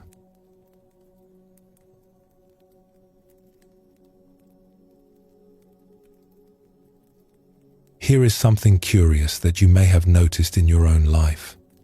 The harder you try to be confident, the more aware you become of your doubt. The harder you try to be calm, the more you notice every little ripple of anxiety. The harder you try to fall asleep, the wider awake you feel. The harder you try not to think about something, the more stubbornly it sits in the center of your mind, like a guest who was about to leave until you ask them to.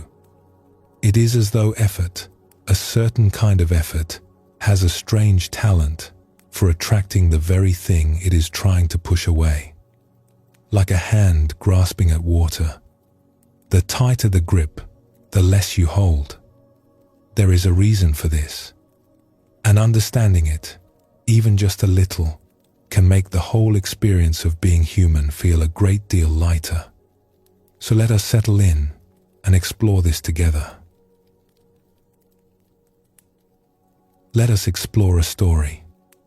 There was once a young craftsman who made pottery. Simple, beautiful pots, the kind you might use to hold flowers or store grain. He had learned from his grandmother, who had learned from hers, and the skill had been passed down through many hands over many years. When he was young, he did not think much about his work. He would sit at the wheel, press his hands into the wet clay, and the pots would take shape almost on their own. His fingers knew what to do. His mind was quiet, absorbed in the feel of the clay, the spin of the wheel, the slow rising of the walls. It was effortless, and the pots he made in those early years were lovely. But as he grew older, something changed. His work began to attract attention. People in the village talked about his pots. A merchant came from a distant town and offered to sell them at the market. Someone called him a true artist. And slowly, so slowly, he did not notice it happening. The way he worked began to change. He started thinking while he was at the wheel, not about the clay, about himself. Am I doing this right? Is this pot as good as the last one? What if this one fails? What if the merchant comes back and shakes his head? What if the people who admired my work start to see through me? What if I am not really as good as they say I am? What if it was all luck, and the luck is about to run out? Each thought was small, harmless on its own, but they gathered, they accumulated. They layered themselves on top of one another like dust on a windowsill, so gradually that he could not point to the moment when everything changed. But everything had changed. His hands were still on the clay. They still knew the motions. But his mind was somewhere else entirely. It was busy with fear, with hope, with comparison, with judgment. And the pots he made during this time were different. They were stiffer, more careful, less alive. They had a kind of tension baked into them, a holding back that you could almost feel when you held one in your hands, as if the pot itself was afraid of being wrong. One afternoon, his grandmother came to visit. She was very old by then, her own hands no longer steady enough to work the wheel. She sat in the corner of his workshop and watched him for a long time. After a while, she said, "You are carrying too much to the wheel." He looked at his hands. They were empty except for the clay. "I am not carrying anything," he said. "Yes, you are," she said gently. "You are carrying what people think of you. You are carrying what you think of yourself. You are carrying yesterday's pot and tomorrow's pot and every pot you are afraid you will never make. You have so much in your hands that there is no room left for the clay." He stopped the wheel.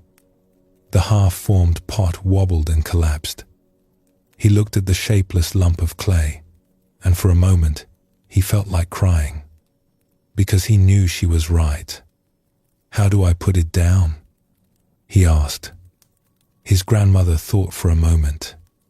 "Do you remember when you were small? When I first let you sit at the wheel?" "Yes." "What were you thinking about?" He smiled, just slightly. "Nothing. I was just playing." "Yes," she said. "You were just playing. That is the secret, and it is the only secret there is. Find your way back to the playing." This story carries a teaching that the Buddhist tradition takes very seriously.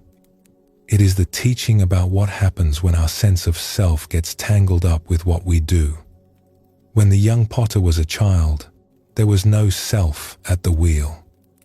There was just the wheel and the clay and a pair of small hands that were delighted by the feeling of something taking shape. That is all.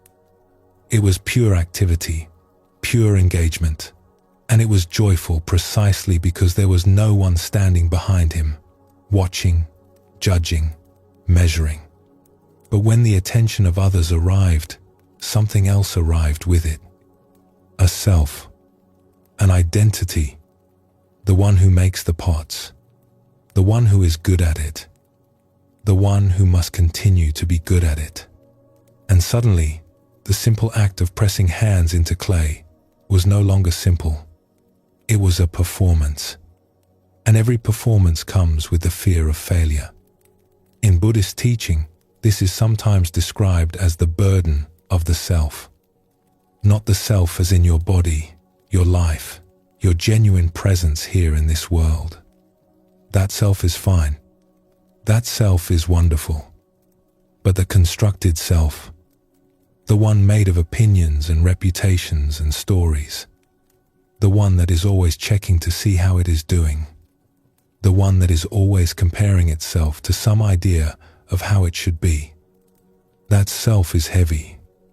And when we bring it to our efforts, it acts like a magnet.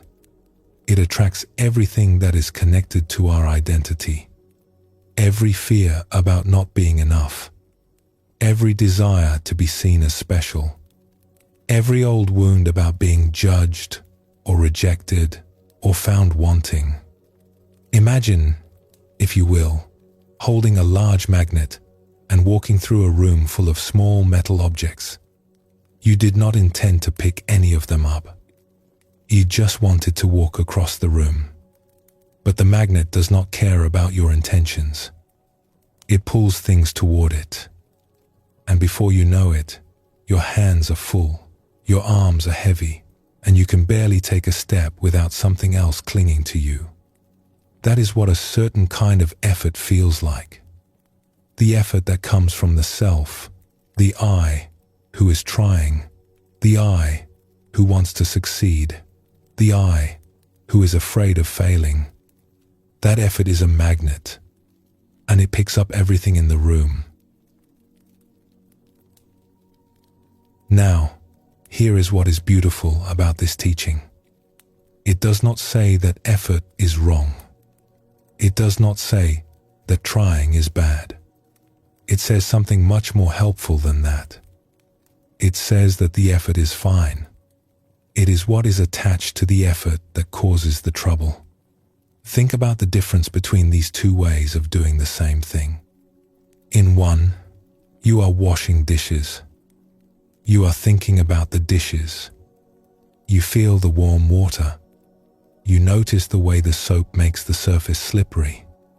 You hear the small clinking sounds. You are just washing dishes. And it is, in its own quiet way, almost pleasant. In the other, you are washing dishes, but you are thinking about all the other things you should be doing instead. You are thinking about how you always end up doing the dishes and no one else helps. You are thinking about how your whole life seems to be made up of small, unglamorous tasks that no one notices. You are washing dishes, but you are also carrying a heavy story about what washing dishes means, about who you are, about what your life has become. Same dishes, same soap, same water, completely different experience. And the difference is not in the task. It is in what you brought to the task. It is in the magnet. One version has the magnet humming, pulling in stories and judgments and resentments. The other has no magnet at all. Just hands, just water, just this moment, clean and uncluttered. A Zen teacher once said, "Before enlightenment, chop wood, carry water. After enlightenment, chop wood, carry water." The tasks do not change. The wood is still wood. The water is still water. But the heaviness is gone. The performance is gone. The person chopping the wood is no longer burdened by the story of who they are or who they should be. They are just chopping. And in that just chopping, there is a freedom that no amount of efforting could ever provide. This is what effortless effort really means. Not doing nothing. Not lying down and giving up. But doing what you do without the extra weight. Without the magnet, without the iron filings of fear and judgment and comparison clinging to everything you touch. Let us go a little deeper into this, because there is a very gentle and comforting place waiting at the bottom of it. Most of us walk around with a collection of beliefs about who we are. Some of these beliefs are old, formed in childhood, shaped by things that were said to us or done around us long before we had the ability to question them. Things like, "I am not good enough. I have to work harder than everyone else just to keep up. I am the kind of person who always struggles. I do not deserve rest. If I stop pushing, everything will fall apart. If people really knew me, they would be disappointed." These beliefs often do not announce themselves. They do not walk in the front door and introduce themselves by name. They slip in through the back, quiet as shadows, and they settle into the walls of our minds so thoroughly that we forget they are there. They become the wallpaper. We stop seeing them because we have been looking at them for so long. These are not truths. They are beliefs. They are stories we have been telling ourselves for so long that they feel like facts. But a story, no matter how old, no matter how familiar, is still a story. And stories can be set down, not all at once, not by force, but gently, over time, the way a tree lets go of its leaves when autumn comes. One by one, without violence, without rush. The trouble is, these beliefs attach themselves to our efforts the way iron filings attach to a magnet. We try to do something, anything, and immediately the old stories show up, as if they had been waiting by the door. We try to learn something new, and the voice appears, "You are not smart enough for this." We try to rest, and the voice says, "You do not deserve this.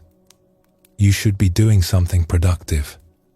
We try to be kind to ourselves, and the voice says, "Who do you think you are?" These voices are not speaking the truth. They are speaking from habit. They are old recordings, playing on repeat, and they have been playing for so long that we have started to believe they are the soundtrack of our lives. But they are not. They are just noise. And noise, when you stop feeding it, fades. The Buddha spoke about this when he talked about the fetters that bind us. Not chains made of iron, but chains made of habits of thought. Patterns so familiar we mistake them for who we are. And the path to freedom, he taught, is not to fight those patterns, but to see them clearly. To recognize them as visitors, not as residents. To notice them arriving and to say, gently, "Ah, there you are again. I know you. You are the old story. You are welcome to pass through, but you do not have to stay."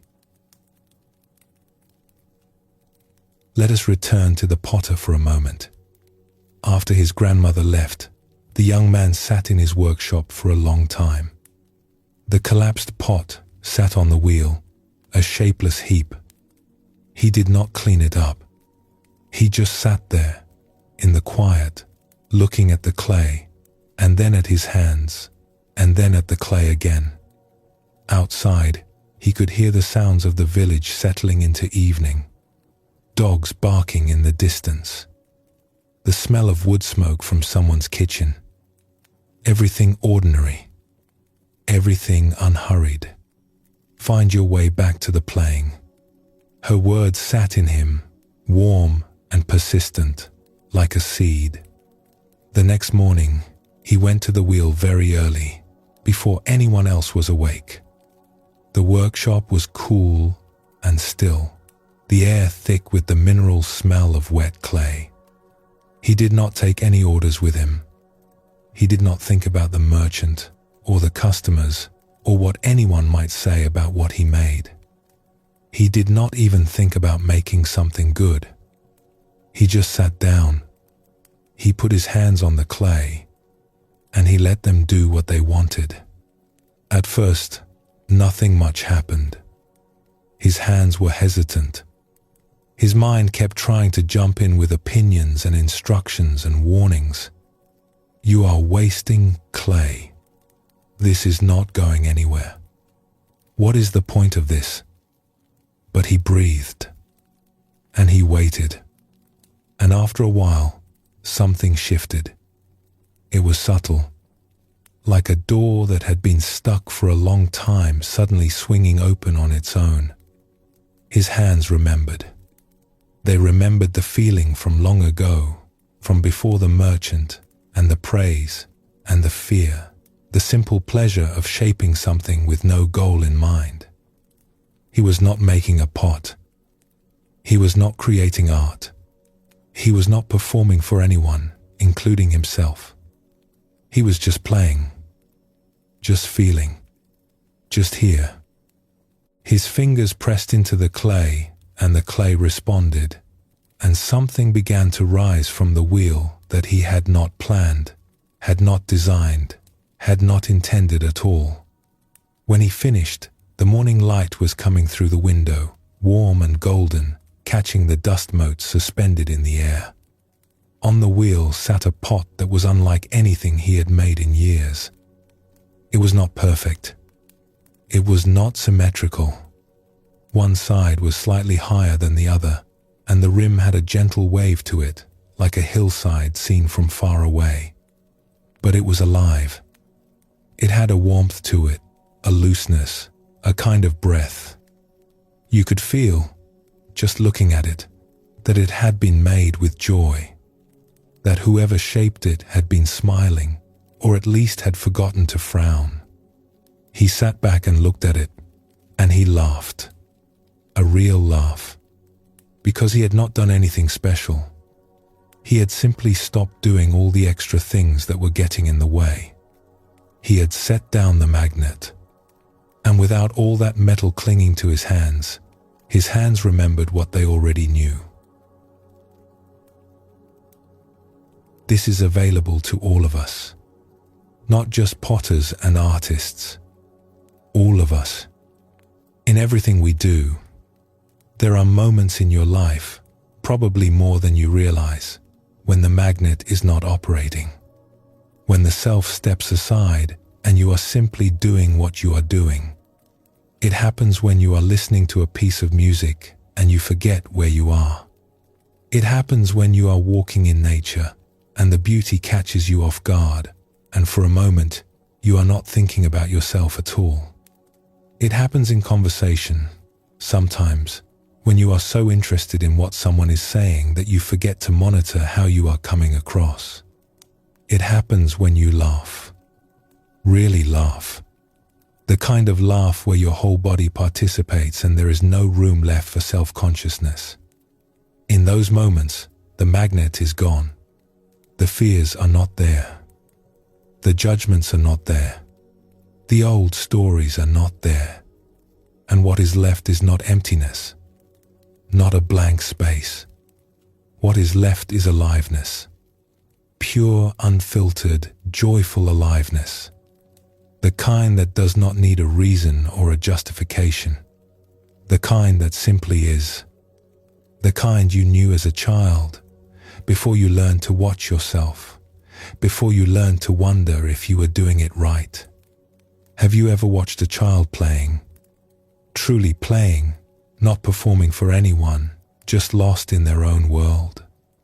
There is a quality to it that is almost luminous. They are completely absorbed, completely present. There is no gap between them and what they are doing. No observer standing behind, taking notes, judging the performance. There is just the doing, and it glows.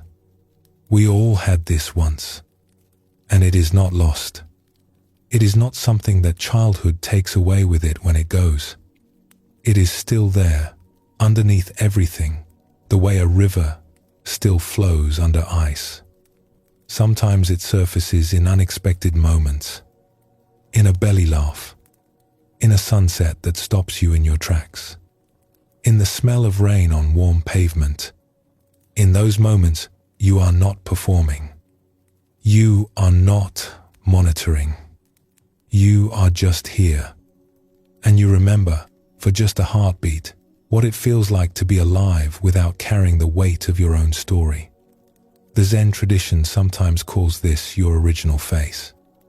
The face you had before you learned to perform, before you learned to worry about what others thought, before you built the constructed self and started dragging it with you everywhere you went. Your original face is still there, underneath all the layers. It has been there the whole time, the way the potter's skill was there the whole time, waiting beneath the worry and the self-doubt. You do not have to earn it back. You do not have to search for it.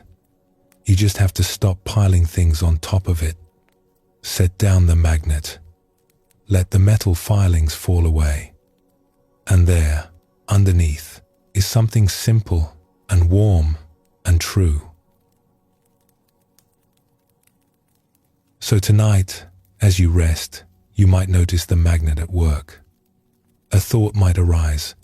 I should be falling asleep by now. Or, I wonder if I am doing this right.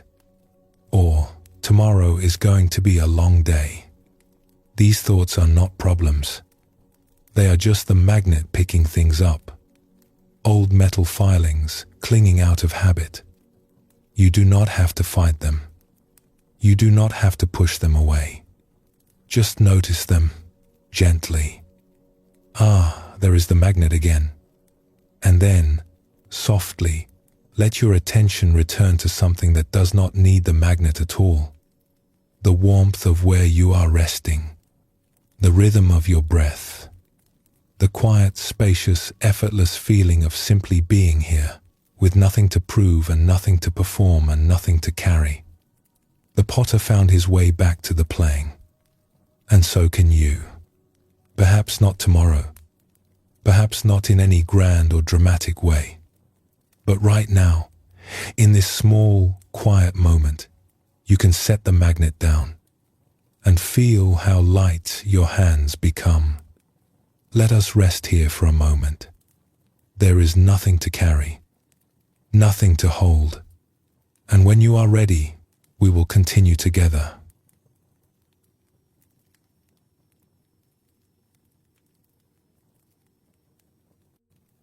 Somewhere near you, right now, something is happening. A sound, a sensation, a flicker of thought. It arrived without invitation, without effort, without your permission.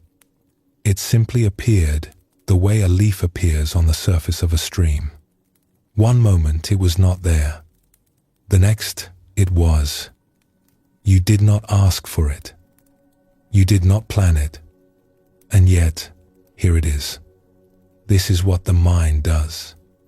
All day, all night, without rest. It produces thoughts the way a bell produces sound when it is struck.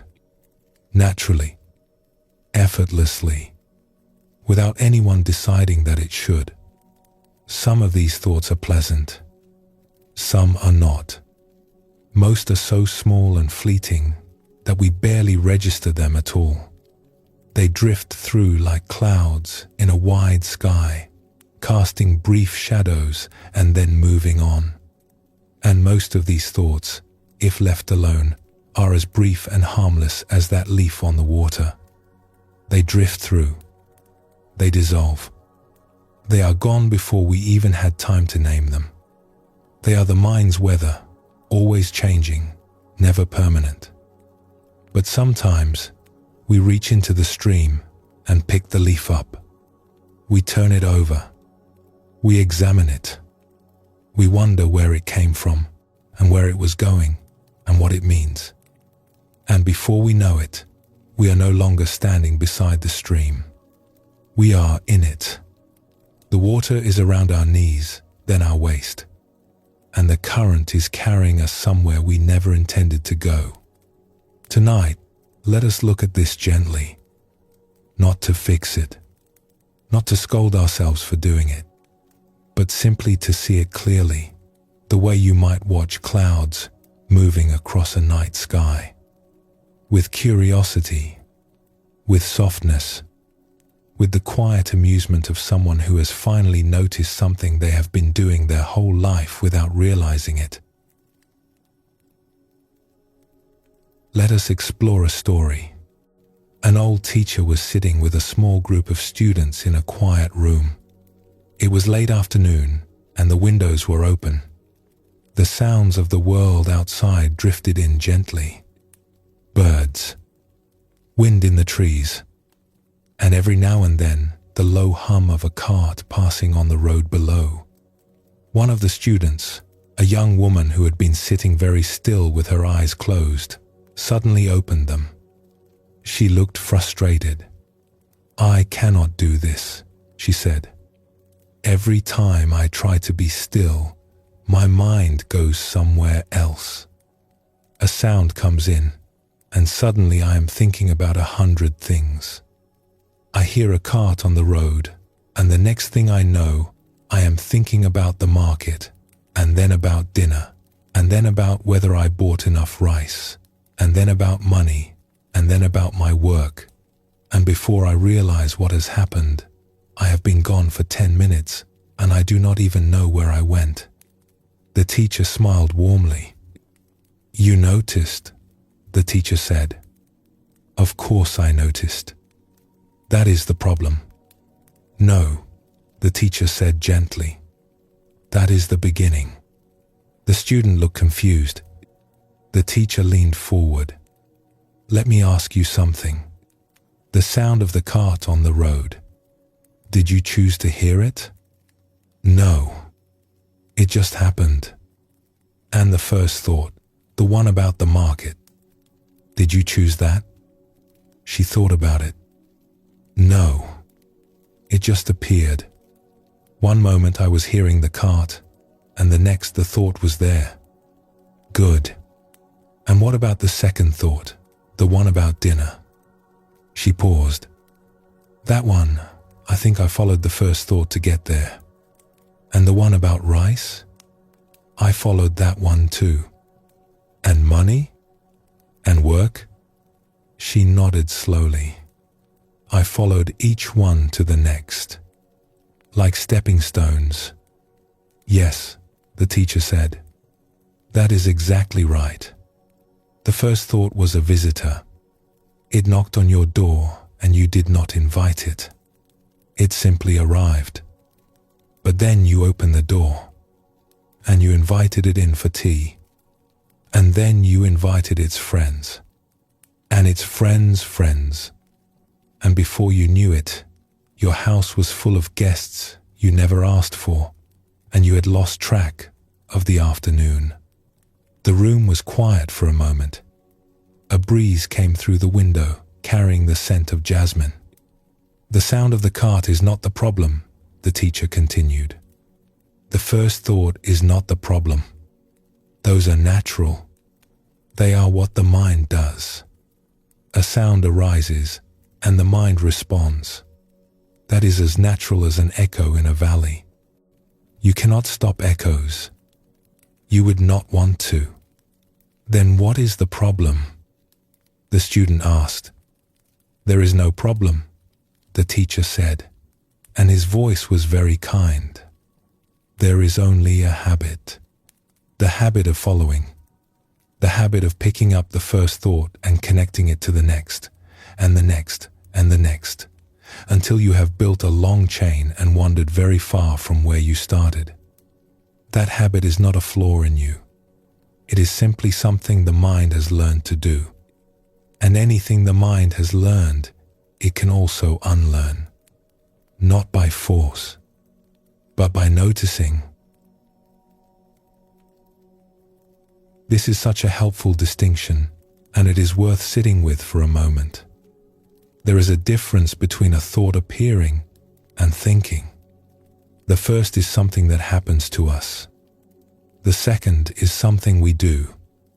And the space between them, that small, quiet gap between the thought arriving and our decision to follow it, is one of the most interesting places in all of human experience. It is tiny. It lasts barely a heartbeat, but it is there. And once you learn to see it, everything changes. Think of it this way. You are lying in a quiet room. A dog barks somewhere in the distance. That is a sound. It arrived on its own. You did not summon it. And along with the sound, a thought might appear. Just a small one. A dog. That is natural. That is the mind doing what minds do, recognizing, naming, making sense of the world. Nothing more. But then, if you are not paying attention, something else can happen. Something so quick and so familiar that it feels automatic. The mind takes that small, innocent thought and begins to build on it. Like a spider spinning a web, one thread connected to the next, each one leading further from the center. A dog. I wonder whose dog that is. It sounds like it might be a large dog. I have always wanted a dog, but my apartment is too small. I really should find a bigger place. But rent is so expensive these days. And my job does not pay enough. And I never seem to get ahead. And you know, this has been a pattern my whole life. I always end up in the same place. What is wrong with me? And there you are. A single bark. One sound in the night. And now you are reviewing your entire life, lying awake, heart beating a little faster, jaw a little tighter, a little further from sleep than you were a moment ago. all from a bark, all from a single leaf that you picked up from the stream and would not put down. The bark was not the problem. The first thought was not the problem. The chain was the problem. The linking, the building, the way one small thought becomes a staircase that leads us down, step by step, into rooms we did not mean to enter, rooms that are darker and colder than the quiet place we started from. There is a playful way to think about this that one teacher described. He said that the mind produces thoughts the way a field produces grass. You cannot stop a field from growing grass. That is what fields do. And you cannot stop the mind from producing thoughts. That is what minds do. But you can choose whether or not to mow a path through the grass and follow it into the woods. Most of the time, we do not even realize we are mowing. We do not realize we have started following. The chain builds so quickly, so seamlessly, that by the time we notice, we are already deep in the forest of our own thinking, surrounded by worries and plans and memories, with no idea how we got there. And here is the wonderful part. The moment you notice, you are free. Not free forever, not free from ever doing it again, but free in that moment. Because noticing breaks the chain. It is like waking up inside a dream. The dream does not have to end, but you are no longer lost in it. You can see it for what it is. And in that seeing, something relaxes. The Buddhist tradition calls this awareness. Not a special, mystical, hard to achieve kind of awareness. Just ordinary, everyday noticing. Oh, I have been following my thoughts again. I started with the sound of a dog and ended up worrying about my career. How did that happen? And then, very gently, without any judgment at all, you come back. You return to where you are, to the room, to the quiet, to the feeling of your body resting. That is the whole thing. The noticing and the returning, over and over and over again.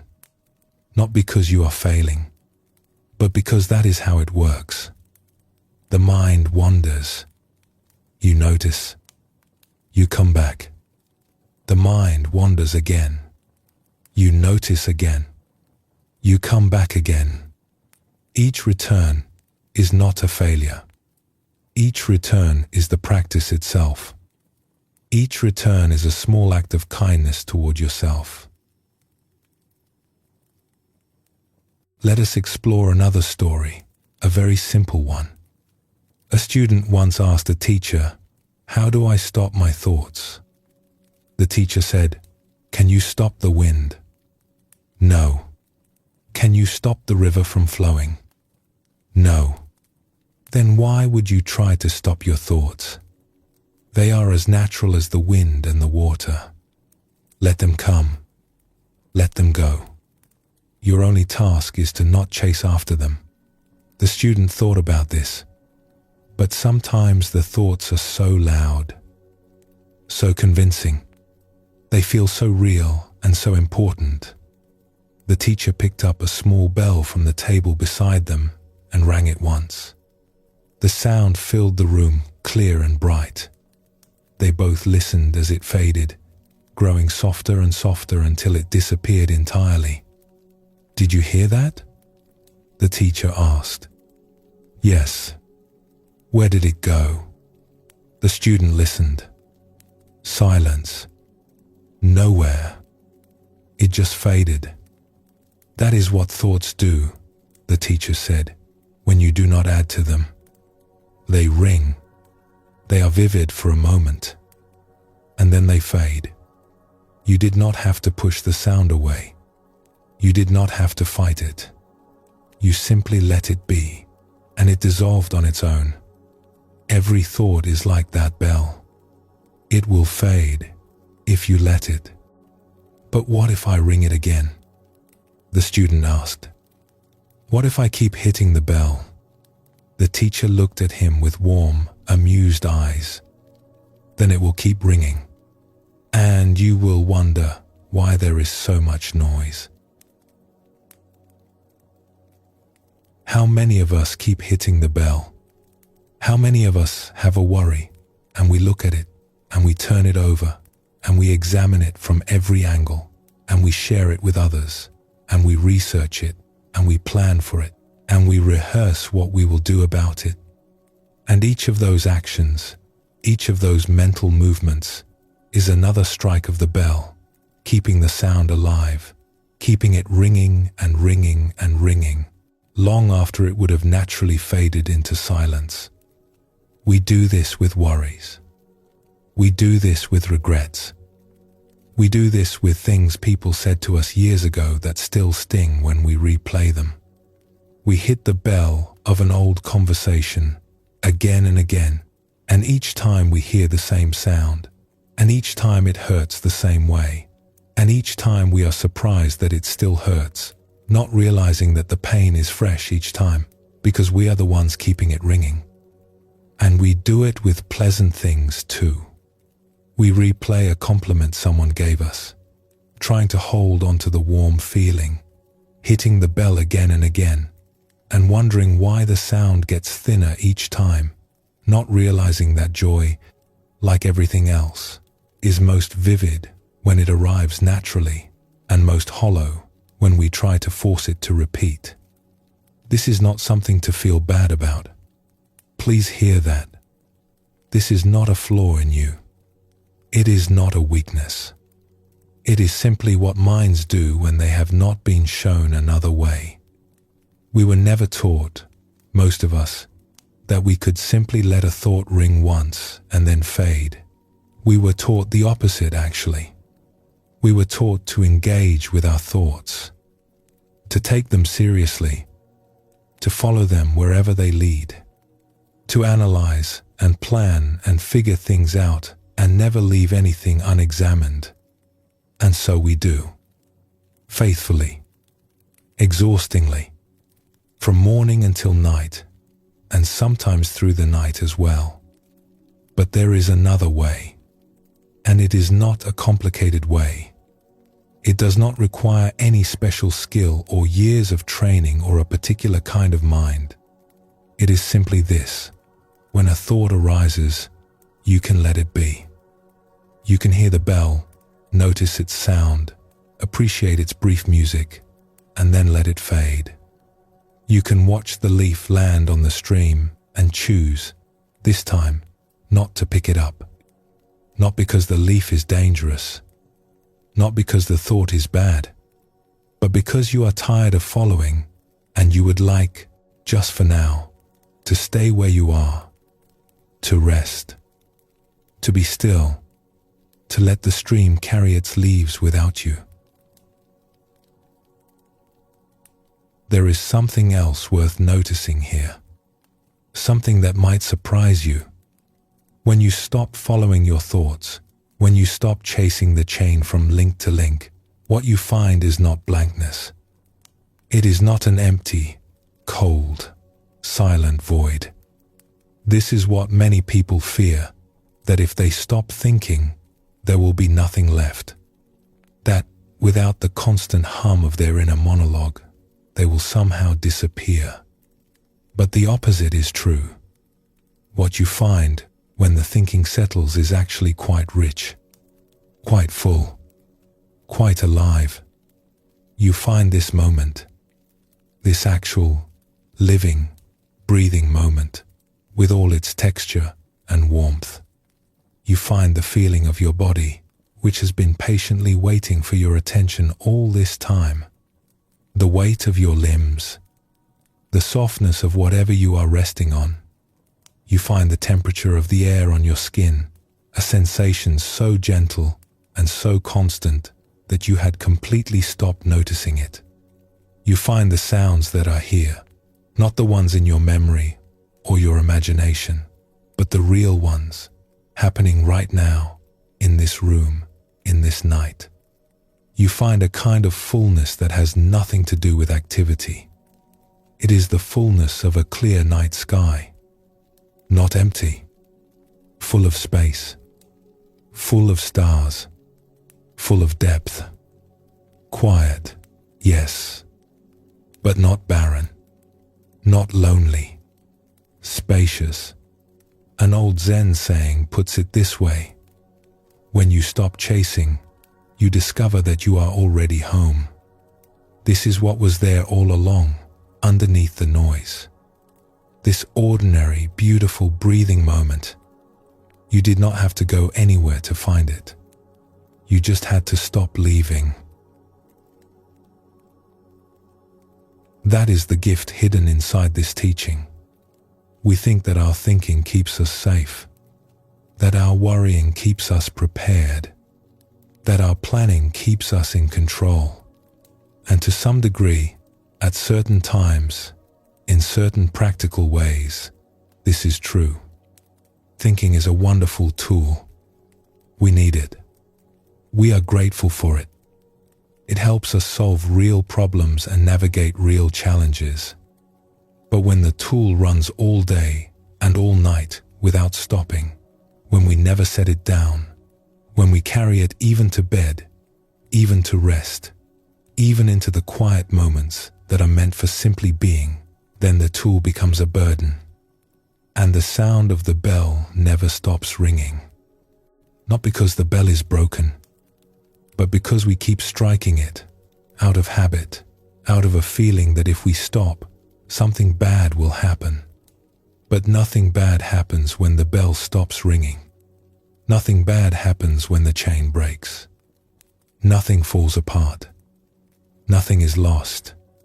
What happens is something much simpler and much kinder than that. The noise fades. And in the fading, you hear something you had forgotten was there. The quiet. Your quiet. The one that has been waiting for you, patiently, all this time. So tonight, as you lie here, you might notice the chain beginning to form. A thought will arrive, quiet as a moth at a window, and then another, connected to the first by the thinnest of threads, and then a third and a fourth, and at some point, gently, you will notice what is happening. You will catch yourself somewhere on the staircase, halfway down, heading toward a room you did not mean to visit. And in that noticing, you can smile, not at yourself in frustration, not with impatience, but in recognition, in warmth. Ah, there goes the chain again. How familiar, how perfectly human. And then you can let it go, not push it away, not slam a door on it. Just stop following. Stop mowing the path. Stop hitting the bell. Let the leaf float past without picking it up, and feel yourself arrive back here, in this quiet room, in this gentle moment where nothing at all needs to happen. The cart will pass on the road. The dog will bark in the distance. The thought will rise and shimmer and dissolve like a bubble in still water. And you will be here, just here, where you have always been, where you have never actually left, no matter how far your thoughts tried to carry you. As the Buddha is said to have taught, you are the sky. Everything else is just the weather. The thoughts are weather. Let them pass. The sky does not chase its own clouds. Let us rest here for a moment. Let the thoughts settle like snow in a glass globe, drifting down softly, finding their way to the bottom in their own time. And when you are ready, we will continue together.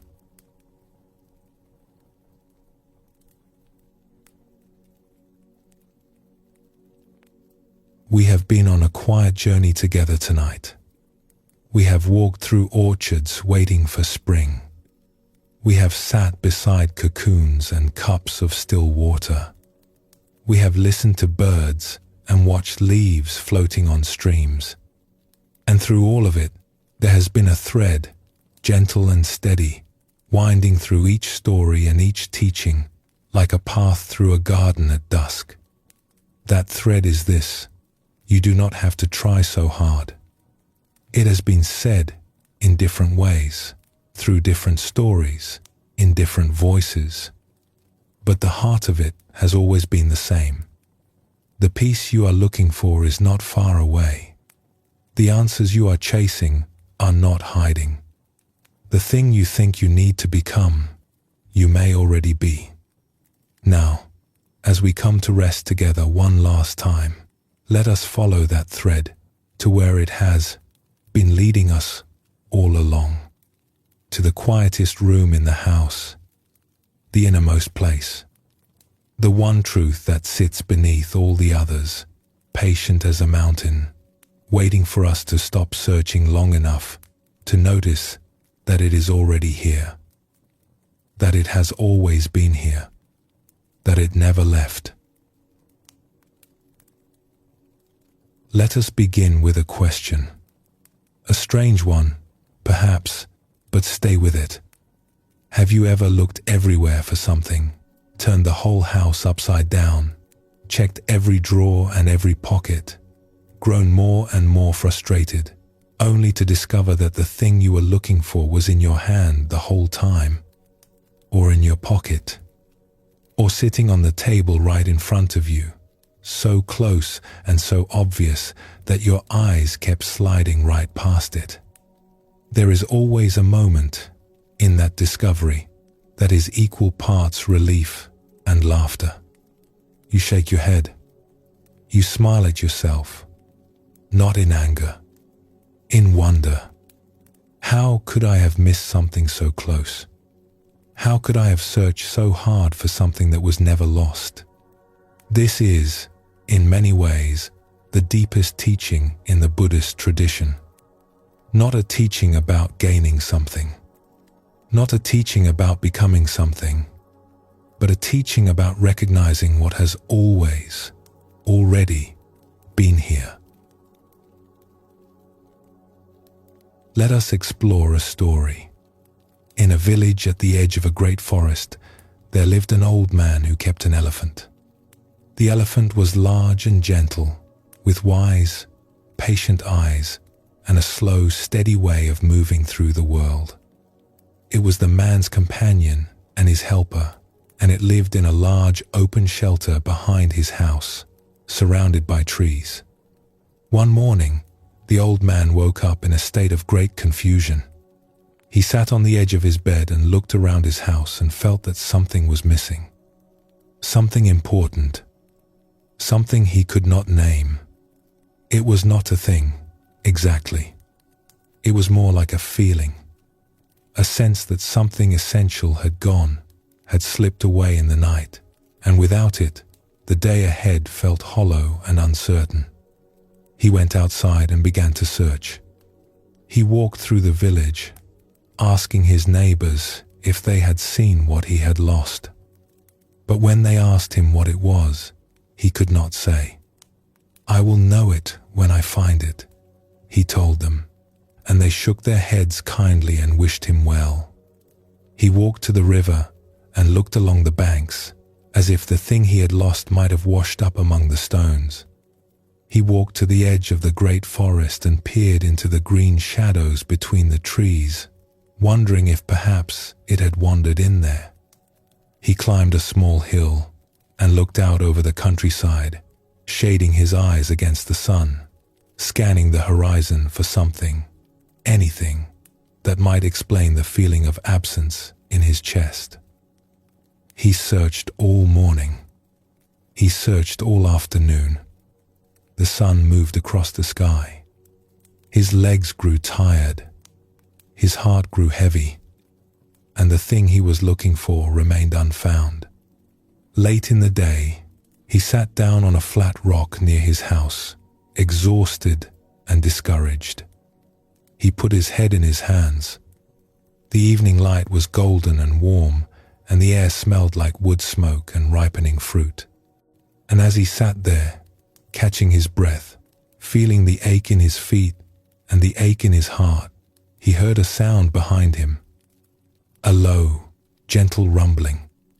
Familiar. Warm.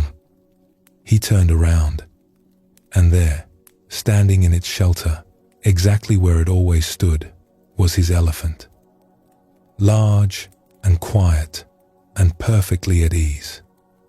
It blinked its deep, dark eyes at him slowly.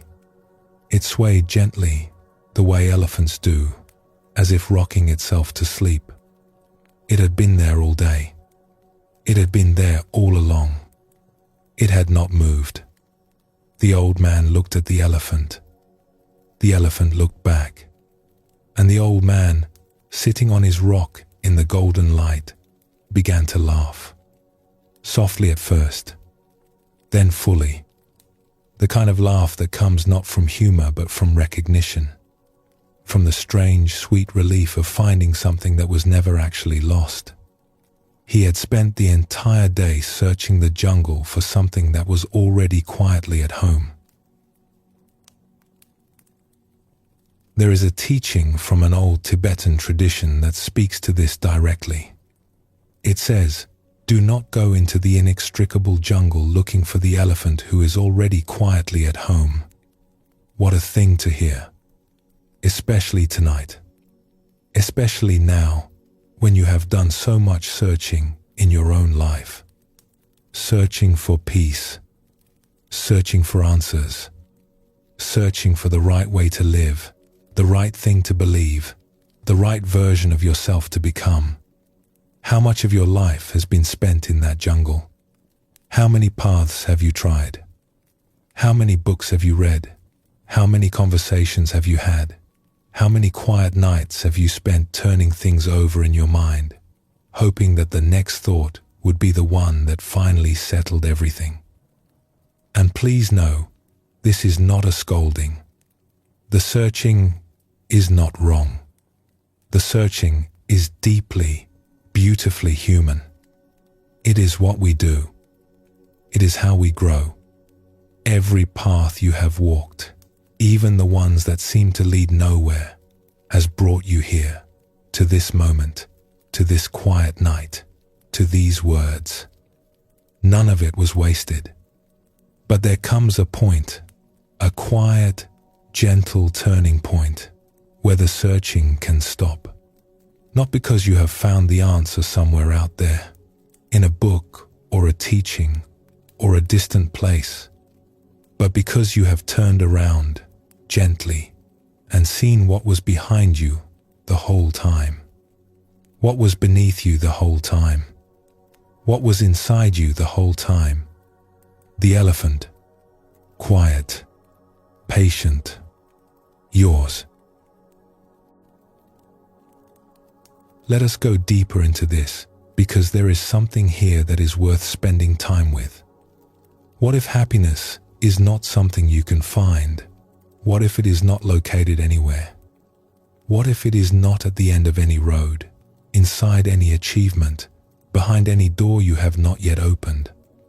What if happiness is more like the sky than like a destination? Always there, always overhead, sometimes hidden by clouds, yes, sometimes obscured by storms, but never gone, never absent, never destroyed, just temporarily out of view. Think about the sky for a moment. You have never been separate from the sky.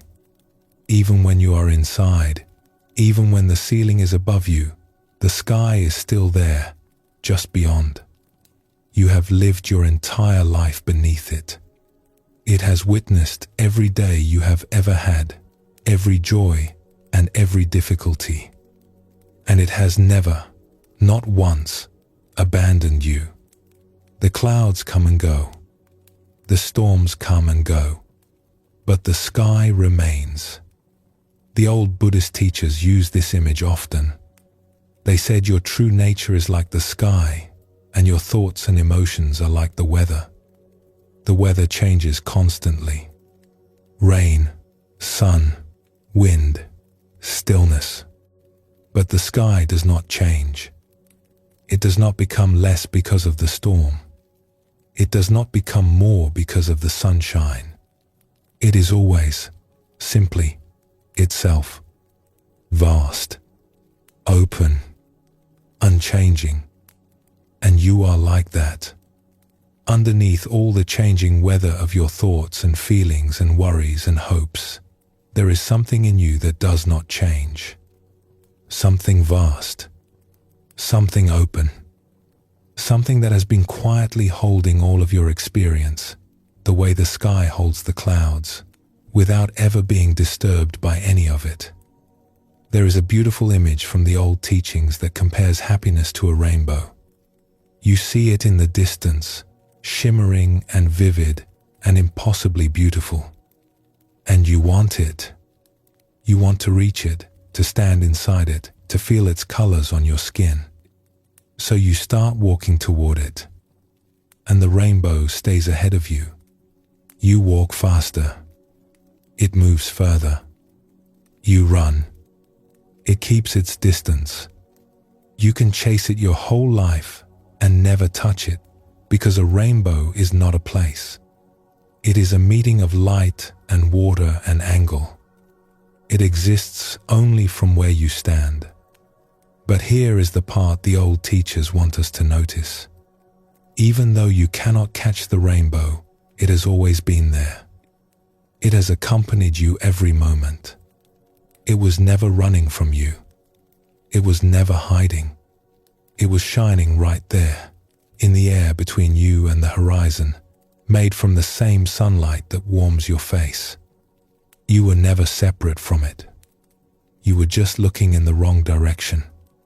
Or rather, you were looking in the right direction but thinking you needed to be somewhere else to see it. Happiness is like this.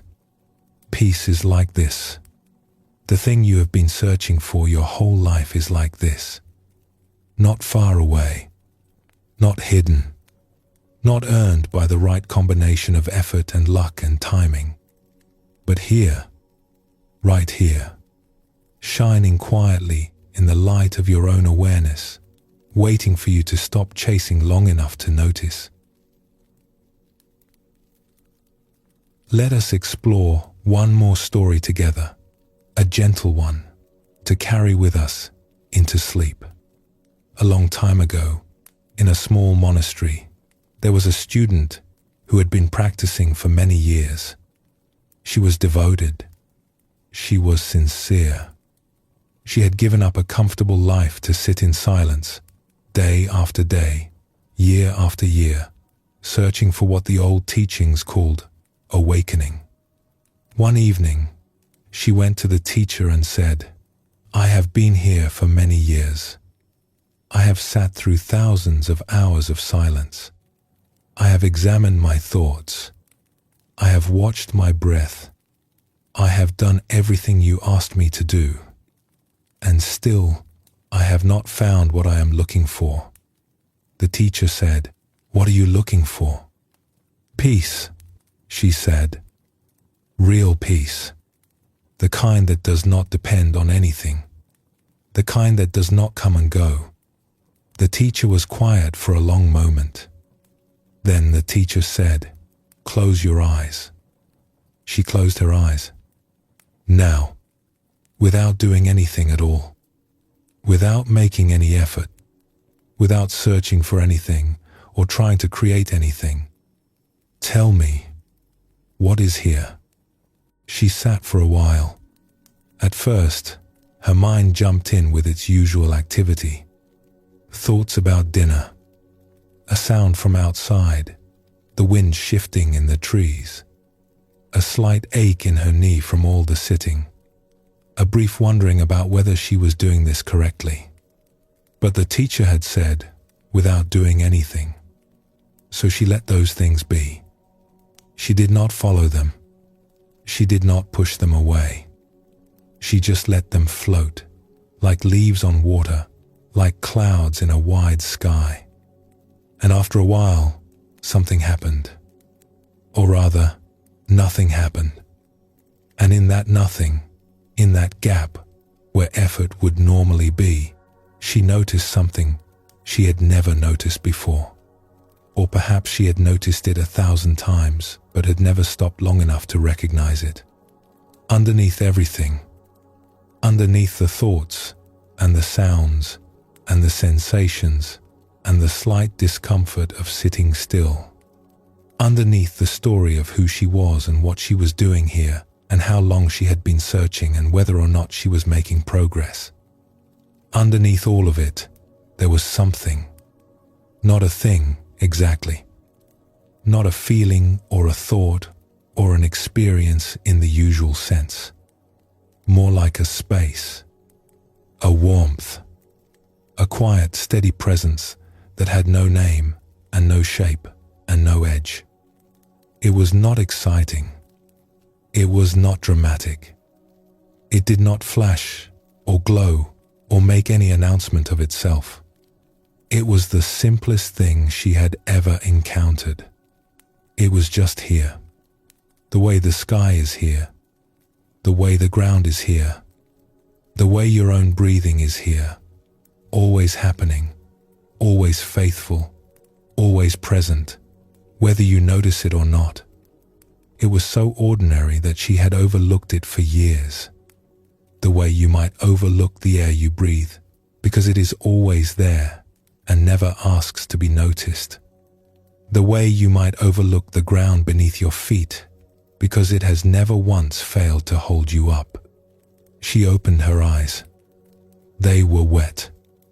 "I have been looking for this," she whispered. "Yes," the teacher said. "It was here the whole time." "Yes. Why could I not find it?" The teacher smiled softly. "Because you were looking. The searching itself was what hid it from you. You were so busy trying to find peace that you could not see the peace you were sitting in. It is like looking for your glasses while they are on your face. The looking is what creates the feeling of loss. But nothing was ever lost." She sat there for a long time, not moving, not speaking, just resting in that ordinary, extraordinary stillness she had finally stopped long enough to feel. Tears ran down her face, but she was smiling. Not because she had gained something new, but because she had finally stopped losing something she never actually lost. The evening deepened around them. Somewhere outside, a night bird called once, softly, and then was quiet. This is where all the teachings of this evening come together, like streams joining a river, like paths through a forest that all lead, eventually, to the same clearing. The spring breeze that brings the blossoms without our effort. The butterfly that builds its wings in the dark without our help. The birds singing outside the window while we search for something wonderful somewhere else. The still water that clears itself when we stop stirring. The magnet we can set down when we notice how heavy our hands have become. The bell that fades into silence when we stop striking it. All of them, every single one, has been pointing here. To this place, to this moment, to the extraordinary discovery that what we were looking for never went anywhere. It was never missing. It was never lost. It has been here, quietly, patiently, like an elephant standing in its own home, like a sky above its own clouds, waiting for us to come back from the jungle and sit down and breathe and finally, look up. There is nothing to do, nothing to force, nothing to want, and everything happens by itself. Those words come from the old teachings, and they are perhaps the most comforting words in the world, if you let them be. Nothing to do, not because you are lazy, not because you have given up, but because everything that matters is already happening heart is already beating. Your lungs are already breathing. The peace beneath your thoughts is already peaceful. The sky above your clouds is already clear. You do not need to add anything. You do not need to fix anything. You do not need to build the sky. You just need to remember that you are it. And so, what remains, after all the stories and all the teachings and all the gentle explorations we have shared tonight? Something very simple, almost embarrassingly simple. The kind of simple that you might walk right past if you were not paying attention. You are already home. You have always been home. The peace you are looking for is not at the end of a long journey. It is not inside a temple on a distant mountain. It is not something that the right teacher or the right book or the right number of years will finally unlock. It is here, in this breath, in this body, in this quiet, ordinary, luminous moment that is happening right now, whether you notice it or not. The old Tibetan teachers said it this way: happiness cannot be found through great effort and willpower. It is already here, in relaxation and letting go. Do not strain yourself. There is nothing to do. What a gift those words are. Not a demand, not an instruction, not a test you can fail. A gift, wrapped in simplicity and offered with open hands, the way a grandparent offers a blanket on a cold night. Here, take this. It was always yours. Happiness is already here. You do not have to earn it. You do not have to deserve it. You do not have to be a certain kind of person or reach a certain level of understanding. You just have to relax. You just have to let go. You just have to stop searching the jungle for the elephant who is already and has always been quietly at home. So let yourself rest now. Let the searching end, just for tonight. Let the questions dissolve into the quiet, the way sugar dissolves in warm water, not by force, but by simply being held in something warm and still. Let your breath carry you the way a river carries a leaf, gently, effortlessly, toward the sea. You are not missing anything. You are not behind. You are not broken, and you do not need fixing. You are exactly where you need to be. And where you are is home. Where you have always been is home. The elephant is here. The sky is clear. The rainbow is shining right where you are standing in the quiet light of this ordinary, extraordinary night. As the old teachers whispered across the centuries, with such tenderness it can still be felt, all is yours already. Do not search any further. Let us rest here. You have arrived. There is nowhere else to go. There is nothing left to find. And when you are ready, we will close this evening together.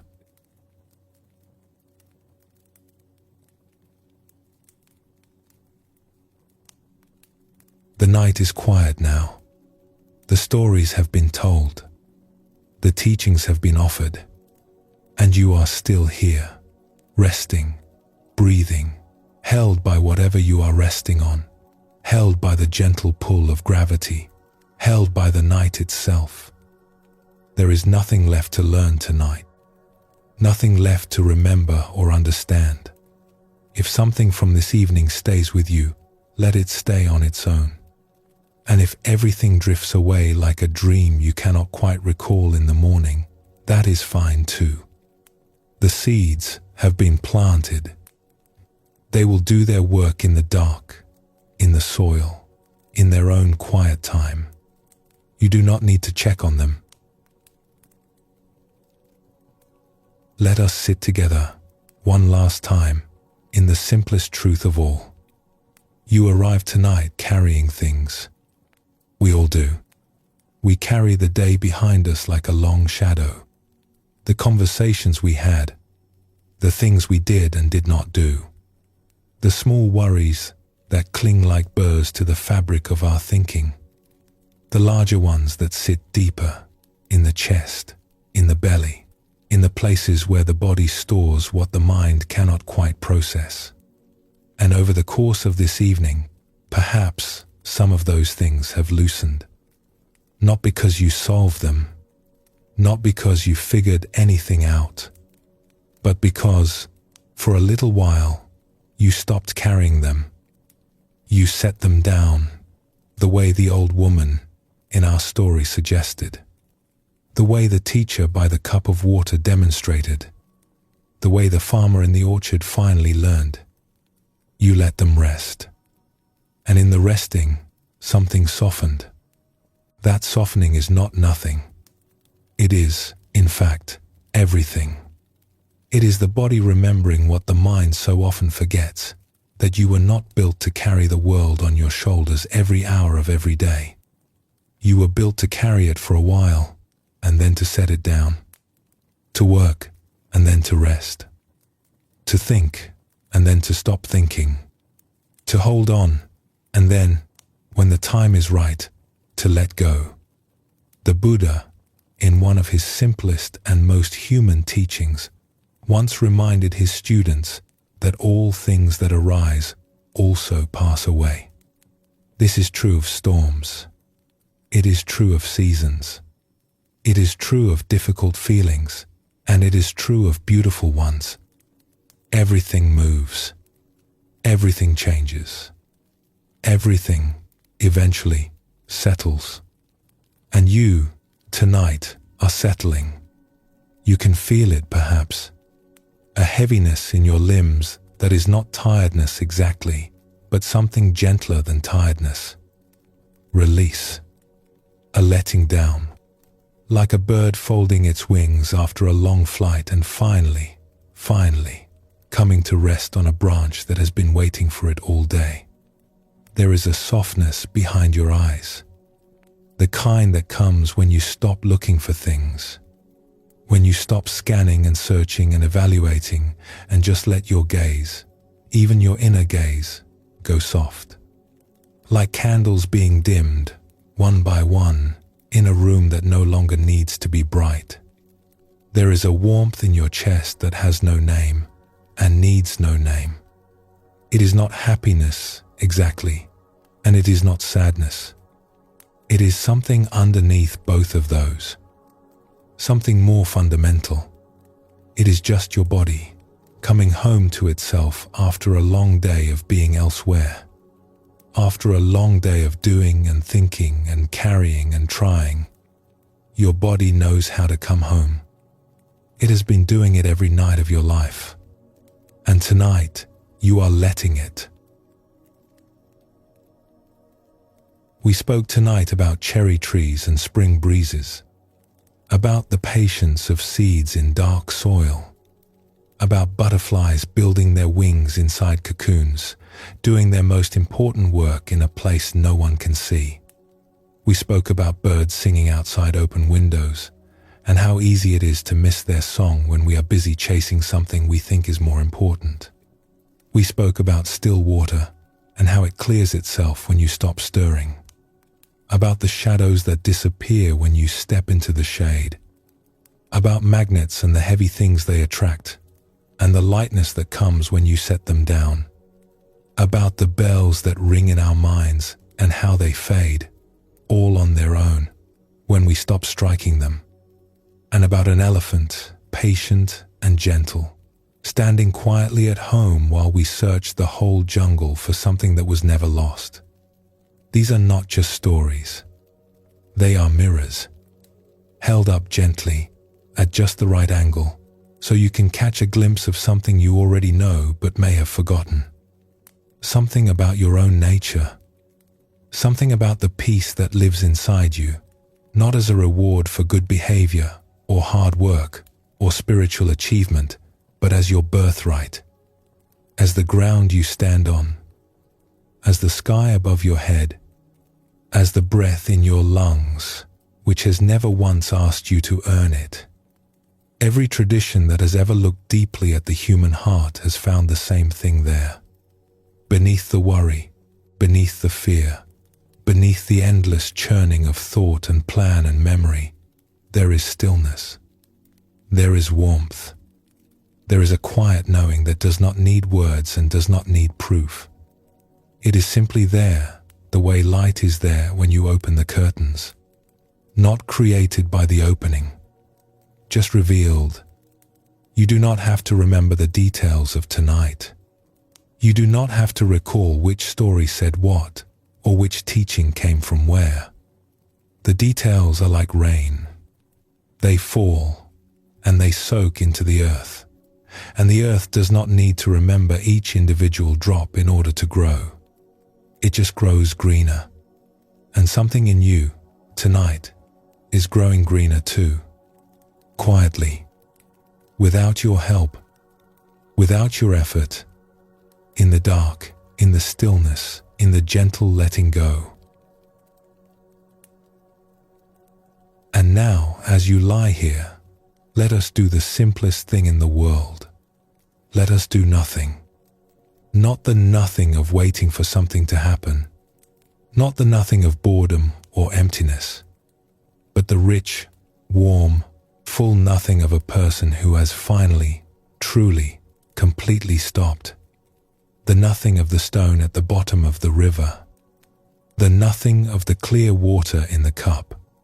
The nothing of the sky on a cloudless night, vast and still and full of stars.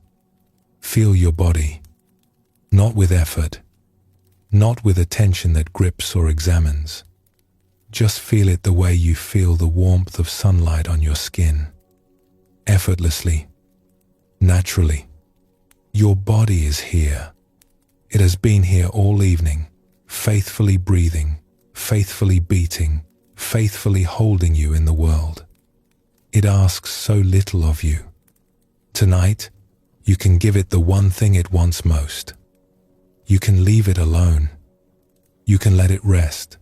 Feel your breath, not controlling it, not deepening it or slowing it or shaping it in any way. Just noticing that it is happening, in and out, like the tide, like the rhythm of the earth itself, turning slowly in the dark. Your breath does not need your help. It has been breathing you since the moment you were born. It will carry you through this night the way it has carried you through every night of your life. Faithfully, gently, without asking for anything in return. Notice how each exhale is a little letting go, a little release. The body contracts gently, softly, and then opens again. Contracts and opens, like a flower that closes at dusk and opens at dawn. Like the tide that goes out and then returns. There is a rhythm here that is older than you, older than any of us, and it is holding you right now. You are part of it. You have always been part of it, and you do not have to do anything to belong to it. You already do. And feel the quiet, the beautiful, spacious quiet that is here when the thinking slows down. It is not an absence. It is a presence. It is the most gentle, the most patient presence you will ever know. It is the presence of this moment, fully itself, fully alive, needing nothing added and nothing taken away. This is what the old teachers were pointing to all along, with all their stories and all their gentle words. This, just this, the ordinary miracle of being here, breathing, resting, at peace, not performing peace, not achieving peace, just being it. The way the sky is the sky, the way the water is the water, without trying, without effort, without a single thing left to do. There is a line from an ancient text that says, "In the end, there is nothing to attain." And far from being sad or disappointing, this is the most freeing thing you will ever hear. Because if there is nothing to attain, then there is nothing you are lacking. If there is nothing to reach for, then you are already where you need to be. If there is nothing to do, then you can finally, fully, completely rest. Not tomorrow. Not after you have sorted out your life. Not after you have become a better person, or found the right answers, or earned enough peace to deserve a good night's sleep. Now, right now, this very breath, this very moment, you are allowed, you are welcome, you are enough. The spring breeze is not coming. It is already here. It has been here the whole time, moving through you, gentle and warm and patient, waiting for you to notice. And now you have noticed. And now you can rest. So let your eyes close, if they have not already. Let your hands be still. Let your jaw soften. Let the muscles in your face relax, the ones around your eyes, the ones in your forehead, the ones you did not even realize you were holding. Let your shoulders drop. Let your belly be soft. Let the whole weight of your body sink into whatever is holding you, and trust that it will hold. The stories are over. The teachings are done. The night is deep and kind, and it is yours. You are the sky. The clouds have passed. You are the water. The mud has settled. You are the tree. The blossoms are on their way. And you are the elephant, quiet and whole, standing gently in your own home, exactly where you have always been. There is nothing to do, nothing to force, nothing to want, and everything is exactly as it should be. Sleep now, if sleep is ready for you, and if it is not quite ready, that is fine too. Just rest, just breathe, just be here, in this warm and simple place, where nothing is asked of you and nothing is owed. The night will hold you. The quiet will keep you. And in the morning, the world will be there, patient and familiar, waiting for you with all its ordinary beauty. But that is tomorrow. And tomorrow can wait. Right now, there is only this. Only here. Only the gentle rising and falling of your breath, carrying you softly, effortlessly, like a leaf on a still river, toward the deep and tender shore of sleep. Sleep well, and thank you for joining us here at Sleepy Monk.